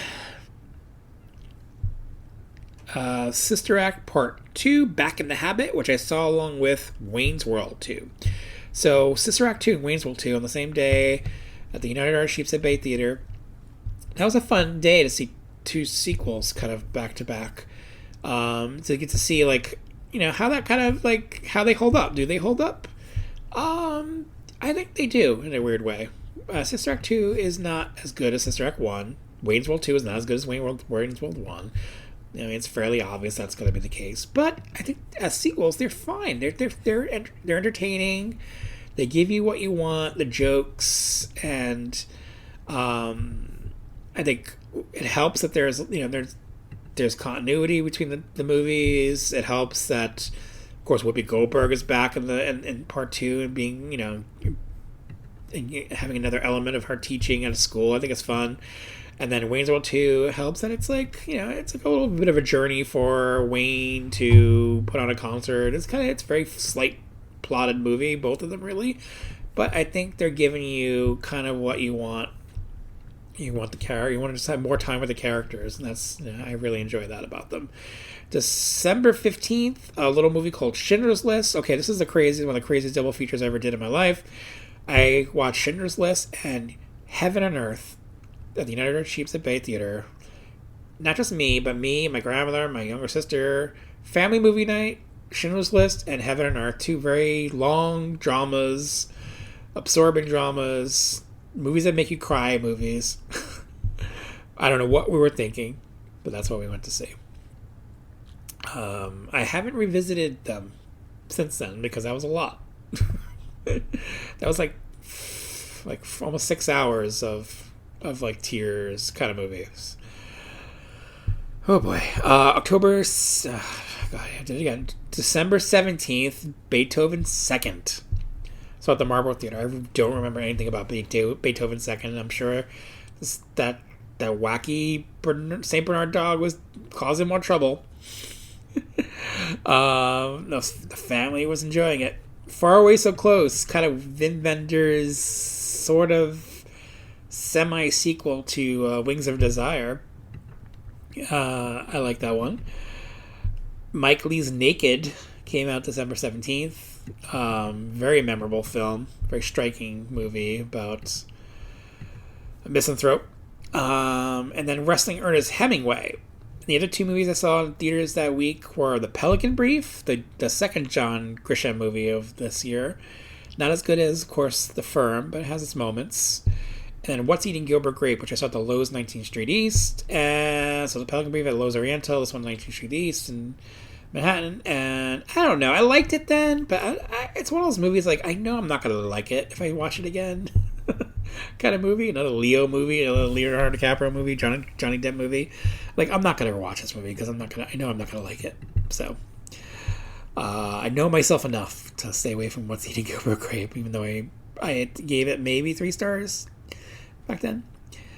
December 22nd, The Accompanist and The Summer House, and then finally on that week, Philadelphia, which I saw at the Marlboro Theater, and thought it was quite a good, absorbing, serious film about a man dying from AIDS and the lawyer representing him. Of course, that's Tom Hanks and Denzel Washington.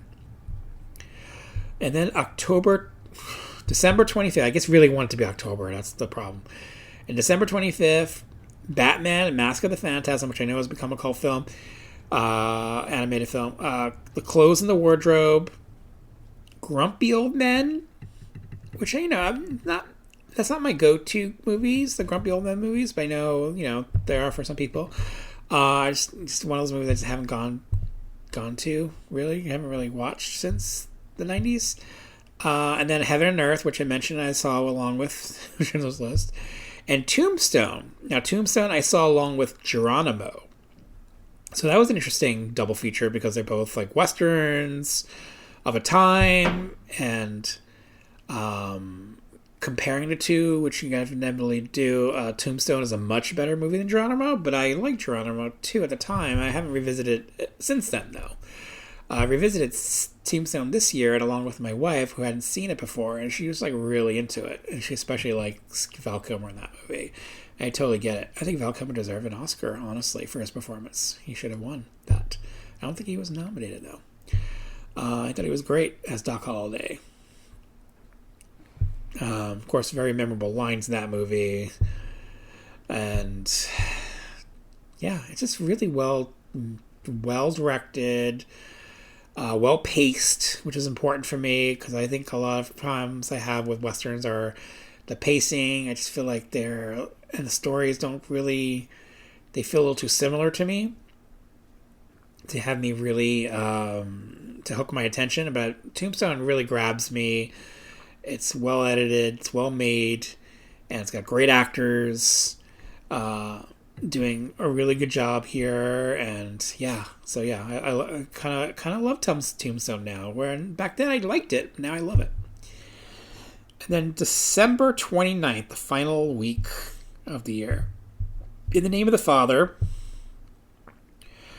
which I didn't see until home video, liked it enough. And then 2 movies I saw in theaters. This is the last double feature of the year, and the most odd one, probably. Ghost in the Machine and Shadowlands. That needs some scotch. So Ghost in the Machine, of course, is the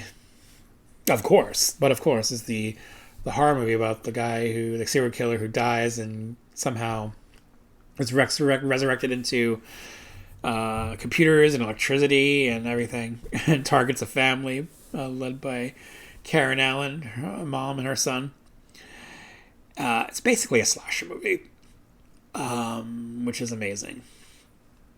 And then Shadowlands is the fairly serious film romance that blossoms between Deborah Winger and Anthony Hopkins, kind of a period piece. Some very different movies. But I like Shadowlands. I think that's pretty good. I think he plays C.S. Lewis, the guy who, went on to write, or I think he, at that point in the story, he was famous for writing his big epic, The Lion, the Witch, and the Wardrobe, that stuff. And yeah, I mean, I think another movie where I think Deborah Wing was really good in it. And then Ghost in the Machine is a really fun horror movie that I revisit a lot. And sadly, it's out of print because it's owned by Disney now. It's Fox title. And also one of the rare slasher movies of the time to be directed by a woman. So that's notable for that too. So to me, ending a year on a fun slasher movie was a good way to go. Starting it with, what would we start it at? With Amy Fisher, Leprechaun. We kind of started it really with Leprechaun. That was the first movie I saw in theaters, and ending it on a horror movie with Ghost in the Machine. That was the last movie I saw in a theater in December of 2000. Oh my God, December 1993. It's quite a journey for me of seeing so many movies. I had to blow through a lot of movies this time, guys. Usually, take more time to do this and like spread these out over several episodes, but we only had one left, so I kind of had to speed through it a bit. But I feel like you got a general idea of the movies that came out that year. So let me kind of do my top 10. So I kind of cheated and broke it down to 3 different sections. So I can have 30 movies, really. Because so many movies I liked. I have a top 10, I have a horror top 10, and I have a thrillers top 10. So let's do thrillers top 10 first. No. Let's not do that. Let's do regular top 10 first. Okay, it's an unusual list because I'm an unusual person. Now, most people do their top 10 lists and it'd be like Schindler's List and all the the Oscar bait movies and the the international cinema movies and all the important American movies that came out that year. But no, that's not who I am. I don't pretend to be something I'm not. And that's not, I like those movies and appreciate a lot of them. Like, there are some really, really good ones that came out in 1993. I mentioned a lot of the ones, and I tried to highlight all the ones that I really liked. But I tend to go to comedies or dramas that I like. So for my top 10, this is what I have. Number 10, Fearless, the Peter Weir film. Number 9, Untamed Heart. Number 8, double feature of Sleepless in Seattle and So I Married an Ex-Murderer. Number 7, The Age of Innocence. Number 6, The Fugitive. Number 5, Dazed and Confused. Number 4, 3 of Hearts. Number 3, Mr. Wonderful. Number 2, Groundhog Day. And number 1, Indian Summer. Yes, I went odd with this one, but that's what I love. Those are the movies that I tend to go back to of this year the most. My horror top 10. Number 10, Ticks. Number 9, Cannibal the Musical. Number 8, Warlock, The Armageddon. Number 7, The Dark Half. Number 6, Man's Best Friend. Number 5, Ghost in the Machine. Number 4, Needful Things. Number 3, When a Stranger Calls Back.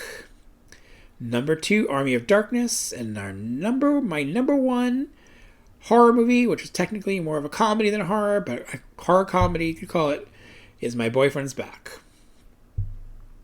Okay, thrillers, top 10. Number 10, a double feature of California and Guilty as Sin. Number 9, Judgment Night. Number 8, Hear No Evil. Number 7, Malice. Number 6, The Good Son. Number 5, Sliver. Number 4, The Firm.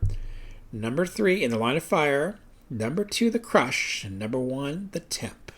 That's right, The Temp. Okay, guys. Wow. We blew through a lot of movies. A lot of 93 movies here. A lot that I'll continue to watch. For another 30 years, hopefully. And will you watch them with me? This is where, it's come to an end of this podcast. I'm going to play the clips from all the other co-hosts. So I kind of want to end on their voices. But it's not a goodbye, because I'm going to come back with something else. And you'll get to hear that. And who knows, maybe within that context, we'll get to do a retro movie love style thing at some point in the future.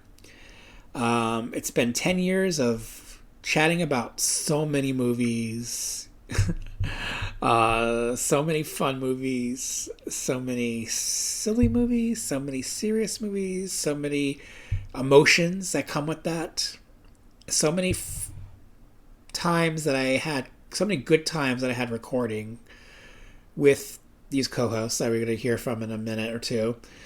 And I just want to thank them all. They mean a lot to me, having, these friendships that I've made over the years with these co-hosts, but also with you guys too. I take a lot of it personally. Like, it's not just, a podcast to make money, because it definitely wasn't that. It wasn't a podcast to launch me to something else. It's not like, in these 10 years, it's been the rise of like influencers and all those people who do things to get to the next step. And it was never that for me. It was always for the movies themselves. It was always just an outlet to talk about movies in some way, because they mean so much to me. And I know that came across. You guys have made that clear with your comments and your feedback, and what, better way to spend those 10 years doing that. There's been a lot of ups and downs in life, and that time I went through many moves, and, there were periods where I wasn't able to podcast because of, life stuff, but I always came back to it, and it was really just a way just to define myself through these movies and renew myself with my love for these movies. And that gave me life, and that kept me going. And your love and feedback and support and friendships really kept that going for me. And it just means the world to me, guys. And it's gonna, it'll come back in another way somehow. And that's exciting for me. And to be able to do that, and I'm just so happy that that I've spent this time with you, and thank you for allowing me to get into your ears somehow. Whether it's on a long drive or commute to work, or just to have in the background. I listen to podcasts too, and it's a good way to kill time and just to have on, just to, clear your mind a bit, and just to listen to other people talk about stuff. And it's just a fun time for me. And thank you, everyone, for just taking that ride with me. And thank you to all my co-hosts coming up. And, geez, we got all of them on here in alphabetical order. And Andrew, Ara, Ben, Daniel, David, Demetrios, special. My pal Demetrios will be on here as well, because he really supported the show from day one. He's helped me with any issues I might have had with the podcast. He was always there for me. Thank you, Demetrios. Erik, Jeffery, John, Kieron, Quentin. Thank you guys so much. Again, you mean a lot to me, every single one of you. And hopefully we can do it again in another way. That's exciting too. All right, guys. I'm signing off for the last time for the Retro Movie Love. I'm raising my glass of scotch to you, and I'm going to drink my last gulp of scotch. Fitting. Thanks again, guys, and we'll be back for more. It's not goodbye. It's just ciao for now. Hey Meep, it's your pal Ara.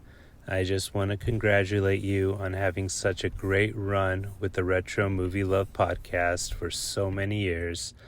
I remember first discovering you as a guest host on the Hysteria Continues podcast way back in the mists of time. I believe it was a Jason Lives episode.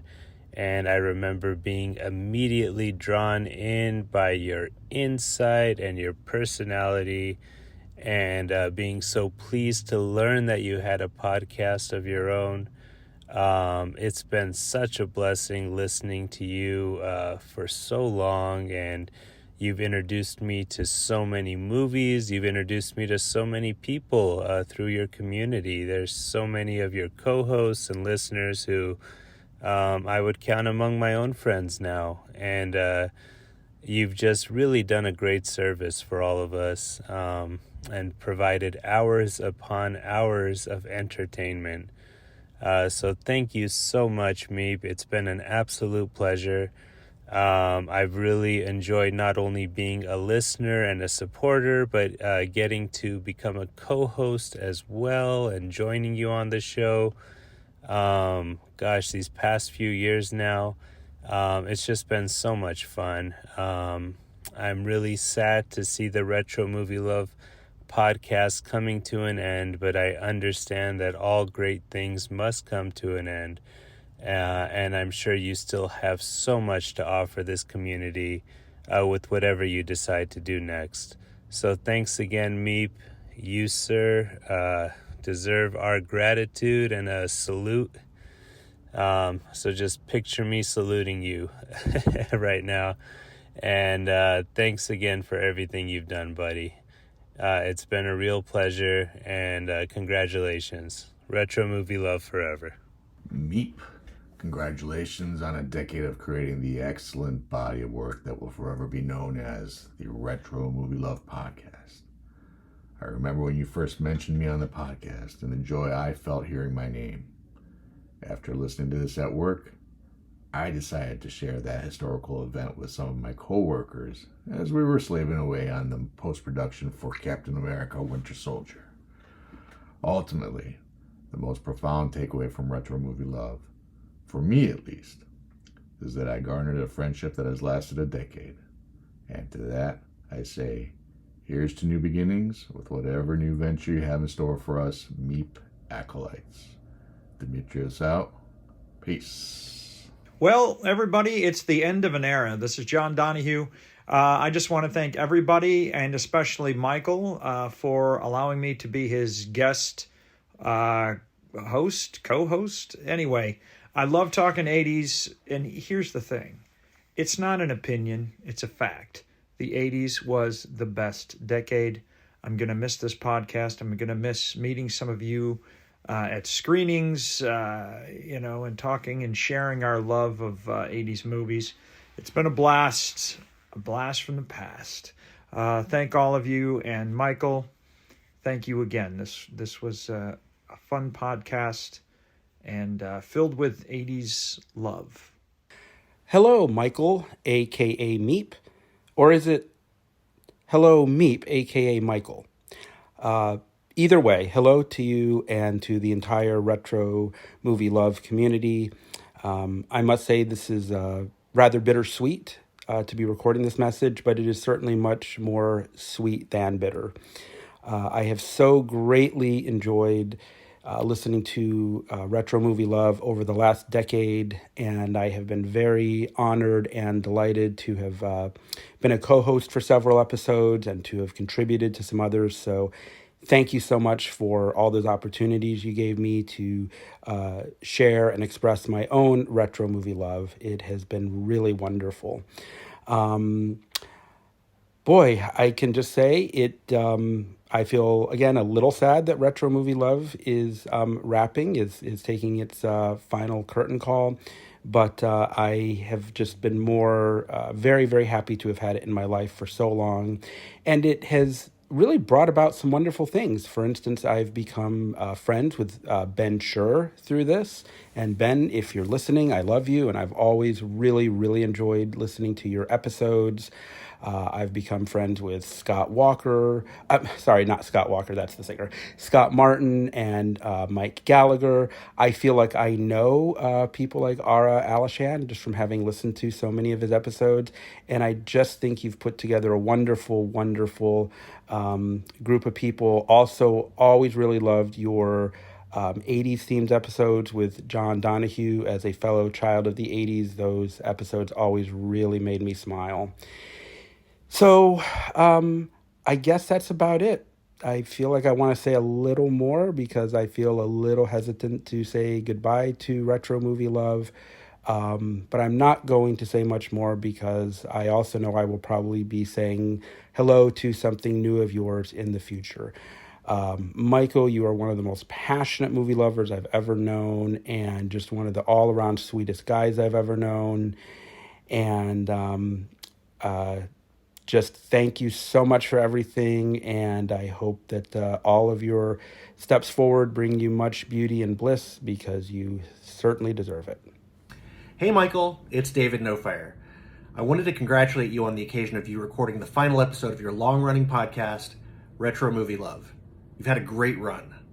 I've really enjoyed thinking about movies, writing lists, coming up with ideas, and talking about movies with you for hours on end on podcast episodes. Where else can you go to listen to two guys talk about movies like Gimme an F on not one, but at least 2 episodes? Thanks so much for including me. Can't wait to see what you got coming up next. Hello, Michael. It's Kieron. How are you doing? Oh, that's good. I'm okay over here. Thanks for asking. I've heard that this is your last episode of the Retro Movie Love podcast, and I'm quite sad to hear this, but I do understand that things don't last forever, even podcasts. I feel very fortunate that I was able to be a guest on a few of your episodes, and I still think that the Guinness Book of World Records needs to be more open to world records set by podcasts, particularly ones that talk about winter-set horror movies. All the guests that have been on your podcast are wonderful people, and I feel lucky to have gotten to know them on your podcast and elsewhere in the world. I've always been impressed by your vast knowledge of the world that is film, and your love and enthusiasm for all films, big and small, as well as films that people commonly dismiss. Thank you for letting us get to know you through the movies you talked about, as well as through the moments in your life that you talked about that made you the person you are today. I'm so glad that I was also able to meet you in person as well, and I raise my glass to you. A glass that will pretend is Glenlivet, but is actually Crown Royal. And I know we will meet again on the interwebs and elsewhere. I look forward to whatever comes next from you. Happy holidays, and talk hard.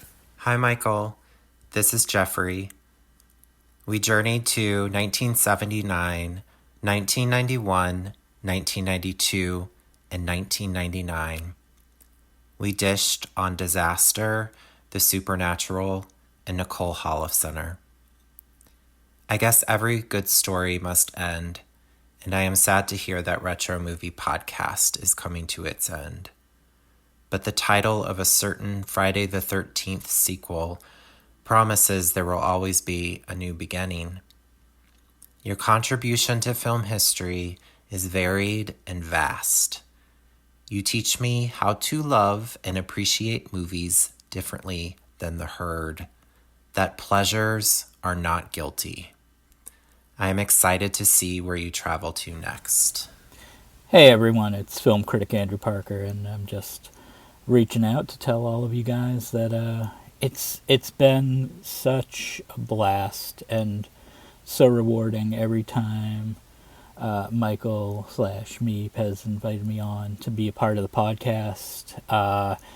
It's always something that I really work very hard whenever he asks me to come and do something for him, because it's always a great chance to talk about things that, you know, you don't normally get a chance to talk about. In my line of work, you mostly talk about the classics and the things that are most immediately in front of you, and it's always been so rewarding and so much fun to be able to play around in this sandbox with him and, you know, 10 years is a long time for any podcast. I love that it's a podcast that existed before everyone and their mother seemed to have a podcast, and it's just been such a treat every time to come on and to go back and listen to some of the episodes with Meep and everyone else that has put in so much work, and Ben and everyone. It's such a fun show to listen to, and I can assure you it's an even more fun show to take part in. And, you know, these things, like everything in life, runs its course, and it's wonderful that it feels like no time at all has passed since it started and where it's at now. And I'm excited to see what happens in the future, and hopefully these episodes that we did will continue to live on, and people will still continue to find them, because on the internet nothing is ever really gone, and nothing is ever really completely... Nothing ever disappears, is what I'm trying to say. Anyway, thank you so much for 10 years of greatness, and cheers to what's next. Thanks, everybody. Hi, Michael. It's me, Daniel. In the grand tradition of the Retro Movie Love podcast, I'm going to jump straight into a top 5 list.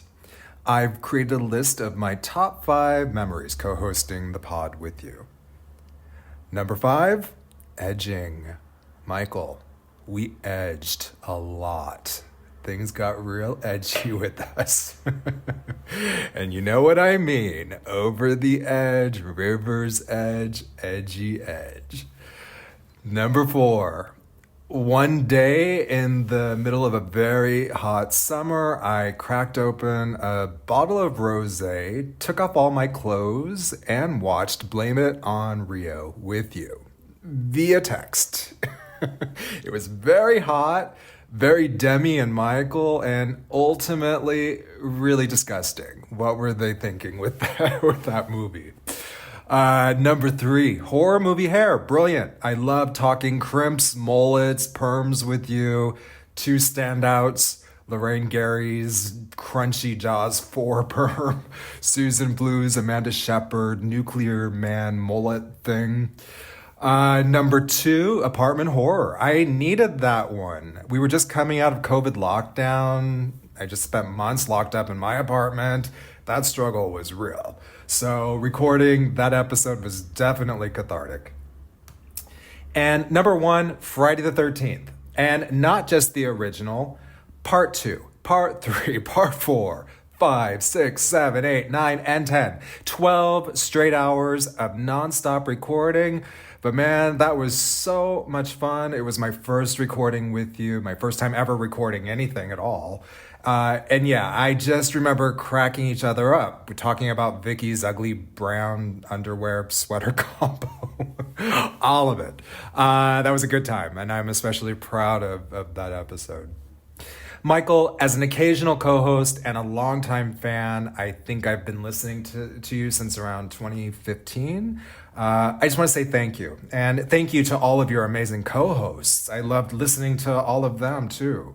You introduced me to so many new movies. Lord Love a Duck, I'm Looking at You. And helped me see the movies I already love in a new way. And I loved hearing all your stories about growing up in New York, working at Kim's Video, your grandmother's kooky tastes in movies. You just made me laugh, and I always had so much fun with you, so thank you. Okay, I'm going to wrap this up. I'm not going to say goodbye, because I know you'll be back even bigger and better with a new iteration of Retro Movie Love. So this is just the ending of one chapter and the start of the next. So instead, I'm just going to say, see you soon. Bye. Greetings, Meep, and it's a very happy 10th birthday to the Retro Movie Love podcast. It's Erik here from The Hysteria Continues, and I had the pleasure of joining you many times on the Retro Movie Love podcast over the last 10 years, but you've sent me on some shocking news, and I had to pass it on to my friend Daniela, and she had this to say. I hate you, you whore! which is a bit harsh, really, but I'm very sad to hear that the Retro Movie Love podcast is coming to a conclusion. Hopefully there'll be plans for a new one in the near future. But yeah, Daniela was not impressed. I asked Sally as well from Demons 2 what she thought. These sleeves that go back and forth. Yeah, it made her sleeves go back and forth as well. And I asked Kathy from Kathy's Curse. That dried up whore. Well, that's just rude. That is just very rude. Sorry about that, Meep. I have no control over these people in my apartment at the moment. Yeah, my memories of the Retro Movie Love podcast, well... One of the worst things I've ever had to sit through, the worst 90 minutes of celluloid, was for your podcast. And I think you were in agreement with me on this. And that was when we covered the Police Academy film series. And I think we were more than generous to the first 5 or 6 of them. But when it came to Police Academy 7, Mission to Moscow, I think we both agreed it was possibly the worst thing ever in the history of everything, not just cinema. It should be banished to hell and never see the light of day ever again. On the flip side of that, we did the Roger Moore James Bond movies, which are a particular favourite of mine. I know that when we did that episode, it was a kind of a first time watch for some of them for you, and I was delighted to hear that you share my love for one of the most maligned of the Bond series, and that's 1985's A View to a Kill, because we're both in the same boat when it comes to our love of all things 80s, and the Bond series doesn't get more 80s than A View to a Kill, with its Duran Duran theme song and its wonderful appearance by Grace Jones, who completely steals the show as Mayday. I also got to talk to you about the Star Trek original cast movies, Star Trek's 1 to 6. Now, you didn't share my absolute love for Star Trek the Motion Picture, but we did have a lot of fun on those 6 movies as well. So anyway, it's bon voyage to the wonderful Retro Movie Love podcast. One of the things I'll really miss about appearing on your podcast, Meep, is making witty puns about your surname, which is Ferrari, which I know nobody else has ever thought of making a car-based pun on your surname. I'm the only one. Yeah, that's right. Anyway, here's your Christmas present. It's my joke of your podcast, and it goes something like this. Why is Michael Ferrari so down to earth? Because he's not Porsche. He's not posh. He's not Porsche. Porsche. The car. Like Ferrari and Porsche. And it sounds a bit like posh. No? Am I cancelled? I'm cancelled, aren't I? Okay. Bye. I love you. Well, here we all are, 10 years later. This is Ben, sure. I can't believe it was 10 years ago that we recorded our dance movie podcast with Erik Threlfall. Oh, God, there's so much to say. I'm so proud of you, Meep, that you have kept this going for 10 years. 10 years. And you've truly brought us so much retro movie love. I mean, the thing that I've taken away most from the series, other than just loving to hear your perspectives and your memories. I mean, I live for your memories of seeing these movies in the theater, and the perspectives of all the great co-hosts, Ara, John, Jeffrey, is the number of movies that you've introduced me to. I'm consistently overwhelmed by all the excitement of hearing about all these movies that I haven't seen. And I just recently watched Chasing Amy from your New Jersey podcast for the first time, which I was very offended by when it came out, even though I didn't see it, because I thought it was like saying that bisexual women ended up with men, and then when I bothered to watch it, that wasn't true at all, and I loved it a lot. I absolutely loved being your co-host. I'm proud that I was at the kind of first half of the series. I feel like I was like Molly Ringwald on The Facts of Life, or dare I say Shelley Long on Cheers, if I can take such a holy title for myself. My favorite episodes that we recorded together, I think, are the VHS Memories episode, where we just talked about our physical media histories for 3 hours, which was so great. And I think kind of unique. I don't know. I don't know if there are that many podcasts that have talked about physical media in that highly biographical way and autobiographical way. And I don't know. I think we painted a really kind of good portrait of the emotional meanings of physical media through time. And then our Wes Craven podcast, which I'm going to be conceited and say that I still think it's one of the best forms of discourse about Wes Craven's work that has ever been created. It should be published and put in the Smithsonian. I think that the world really needed to hear our Wes Craven opinions. And it was so cathartic recording that after he died because, I was just so sad. And I think it was a nice tribute to him. I wish he could have heard it. Maybe he wouldn't have been impressed. I don't know. I am really sad that Retro Movie Love is not going to be around anymore. I admit it. As I've said to you, I like that it's out there in this cynical culture where there is no pop culture history and it changes every 10 minutes. And then all that anyone remembers is the 10 minutes before. I think it was a great tonic to that and kind of like a refuge for the whole community that has kind of built up around it, which, by the way, is significant. I mean, that's another thing. I've made so many friends just from the Retro Movie Love podcast, which is awesome. Another way you've gone against the cultural tide in this world where everyone is divided and angry at each other, especially on social media. Retro Movie Love really brought people together in a very positive way. And I think a lot of us have come to mean a lot to each other. And that's fantastic. But anyway, so yes, I'm sad that Retro Movie Love is going to be over. But I'm glad it's going to be out there, that all the episodes remain, partly because I have to catch up. I'm behind, and I need to just like make a list of all the movies that I need to see from it, because I feel like I'm never going to even scratch the surface. But I'm also excited because I know that you're going to do something very, very excellent. Well, multiple very, very excellent things in the near future, and I'm really excited about your new chapter. It's exciting to me that you've kind of come to a point where you're like, this chapter's closed. I need to move on to something new, because I just think it's going to be really, really great. And I really hope that I get to be a part of it, because I just have a really good feeling about it. I've been thinking a lot about how when Retro Movie Love started 10 years ago, I was in the middle of graduate school, and which is crazy. Or not in the middle, but the end. And it was it was an environment that almost sucked my fucking love of film out of me, because it was it was like the opposite of how films were viewed in Retro Movie Love. Everything had to be kind of placed in a theoretical system or a historical.